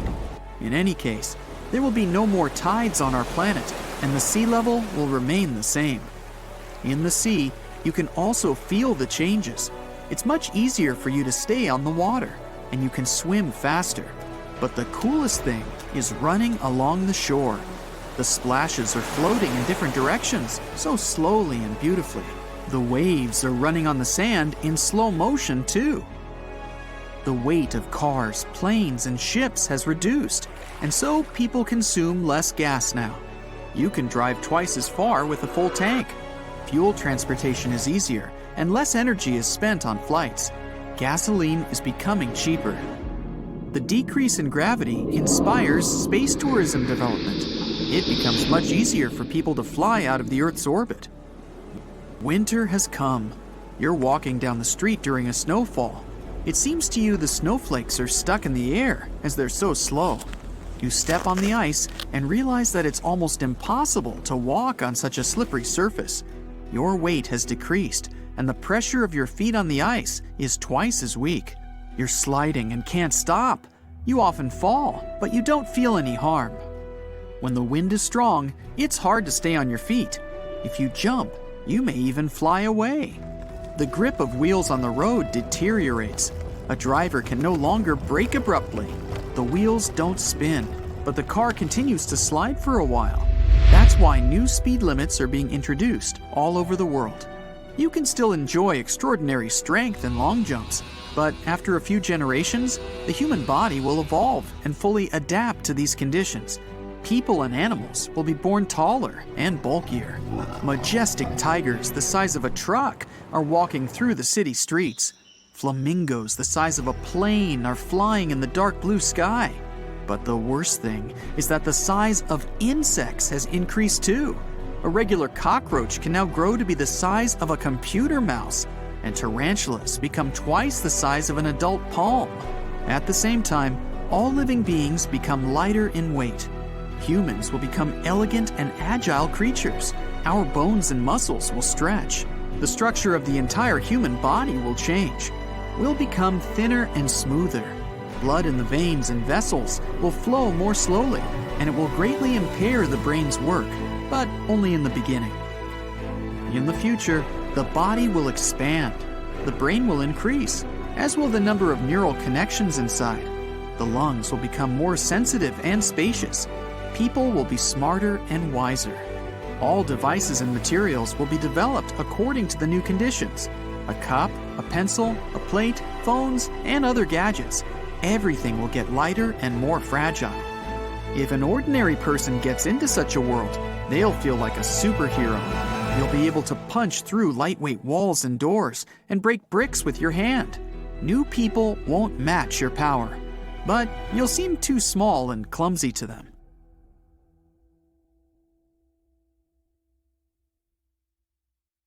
The legend goes that a dwarf named Fafnir was famous for his strength and courage.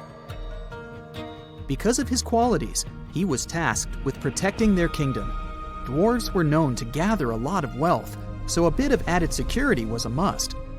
I mean, they lived in a house made from gold and precious gems. But Fafnir also had another special talent. He was able to shapeshift.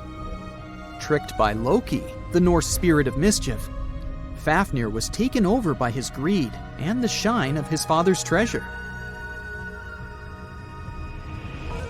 He decided he did not want to share any of it, not even with his father or his brothers. He stole it and ran away all by himself to a place he'd be hard to find, the middle of the desert. To protect his wealth, Fafnir transformed into a huge dragon. His new appearance looked like a huge snake, powerful and scary. His magical powers did not end there, though. Because the dragon couldn't fly, he also spread poison all around his new home, so no one had a chance to survive if they wanted to take his gold away. Fafnir was soon defeated by a young hero named Sigurd. The legend of Fafnir tries to explain why family is more important than greed. It also shows the many magical powers dragons possess. But the most interesting part is that it's quite a good example of how dragons came to be in our tales. But hey, this is just one of the many stories mentioning dragons. Just switch on your TV or peek into any bookstore, and you'll surely stumble upon dragons somewhere. Variations of dragon-like creatures have been described in stories from all over the world, from Asia to Northern Europe. Most of these creatures are depicted with reptile-like bodies, wings, and claws. And the scariest trait of them all, they can breathe fire out of their mouths. The name of these creatures comes from the Latin word draconum, which translates to huge serpent. But let's take a trip down memory lane to see how it all started. An Asian historian, for example, discovered some fossils back in the 4th century BCE and decided that he'd stumbled upon dragons. It's easy to understand why he got so confused if you look at a fossilized stegosaurus. It was 30 feet long, 14 feet tall, and covered in armored plates and spikes. The Nile crocodile might have gotten mistaken for a dragon too. It still exists today and lives in sub-Saharan Africa. But it may have been more popular in ancient times. When reaching maturity, Nile crocodiles can grow up to 18 feet long. But that's not all. It can even walk with its body off the ground, and some were even pictured standing on their 2 back legs. Goannas are dragon-like lizards that live in Australia. Large as they are, they also have razor-sharp teeth and claws, and are also known to even produce venom. It's easy to see why goannas may be the source for the Australian version of dragons. When humans first discovered whale bones back in the day, we had no idea these animals lived in the sea. Given their size, we surely must have thought they were dangerous. And because we rarely see whales, if we don't go underwater of course, they were poorly understood and easily mistaken for dragons too. Probably the most interesting source of dragon mythology is actually the human brain. In a book called An Instinct for Dragons, there was a theory which claimed that dragons existed in almost all ancient cultures because we had evolved to fear large predators to survive. We aren't the only mammals to do this. Monkeys have an innate fear of snakes and large cats too, for example. When you combine these natural traits with folklore, you get a lot of dragon stories everywhere, adapted to each region. Reptilian beasts with magical powers date back as far as the origins of human civilization itself. I'm talking about ancient Mesopotamia. Humans back then used to believe in all sorts of creatures, but their head spirit was Marduk, the patron of the city of Babylon. If you look at the artwork from back then, Marduk was depicted with a snake-like dragon at his side. It could be either nice or vengeful, depending on what mood it was in. If you want to sign up to become a dragon, the first thing they'll ask you at the interview will be if you can breathe fire, of course. So scientists have tried to look into some ways that could make it real for dragons to breathe out fire without damaging their throats. To do that, they examined the bombardier beetle. This eccentric insect can pack up some really hot substances in its belly. Once the creature gets bothered by something, it shoots out a fiery load of chemicals. In all fairness, it's not really fire, but it does burn, so it's close enough. Going back to dragons, they'd need to have similar glands in their throats to produce the same effect. But where do dragons come from? They didn't just appear out of nowhere, regardless of the source you consult. Some tales, like that of Fafnir, say that even humans can turn into dragons, but the most popular theory is that dragons start out as eggs. Some sources even draft a series of stages a dragon has to go through during its life. Everything starts with hatching. Dragons are said to eat their way out of those shells and break the sides of the egg. Then there's the wormling stage, which is what dragon specialists, or dragonologists if you like, call a newly hatched dragon. It's still small and weak, but don't worry, it can take care of itself pretty well. The rest of a dragon's life stages are pretty self-explanatory. There are grown-up dragons, then ancient ones. A dragon's life ends when it reaches the twilight stage. Some sources claim dragons never stopped growing. Others even say they never reach the end of their lives. They just pass on to another type of spiritual existence. Dragons are known to be the symbol of a lot of different things, but that all depends on their origin. In some regions of Asia, they are known to bring luck, power, and wealth. To become a powerful warrior in Britain, you'd need to first defeat a dragon. That's why you often see them on flags. The flag of Wales, for example, has a large red dragon on a green and white background. Western stories aren't as nice to dragons. They are often seen as evil and vengeful. Another myth associated with dragons is that they love gold and precious stones. This greedy side of their temperament seems to date back to ancient Greece, where dragons were tasked with guarding treasures. Some of these guarding dragons were seen in such tales as The Hobbit and in the Harry Potter series. As for dragons' magical abilities, they also vary a lot. Some were said to have blood with supernatural properties. Some were rumored to be able to speak. Others were famous for their wisdom. A lot of dragons in ancient literature could fly or shapeshift, even into humans. Some real-life creatures got their names thanks to bearing a resemblance to dragons, like the dragonfly that has more than 5,000 subspecies we know about. It got its name from folklore tales, as Europeans in the Middle Ages saw it as an evil insect. Dragonflies were accused of some really nasty things, like biting people's eyes and mouths. But the creature that resembles mythical dragons most is a reptile called the flying dragon. They're seen in wooded areas of Southeast Asia. They don't really have wings per se, but parts of their ribs are elongated to support some extra skin that allows them to leap through the air between trees. Those wings are also brightly colored and contrast with their brown bodies.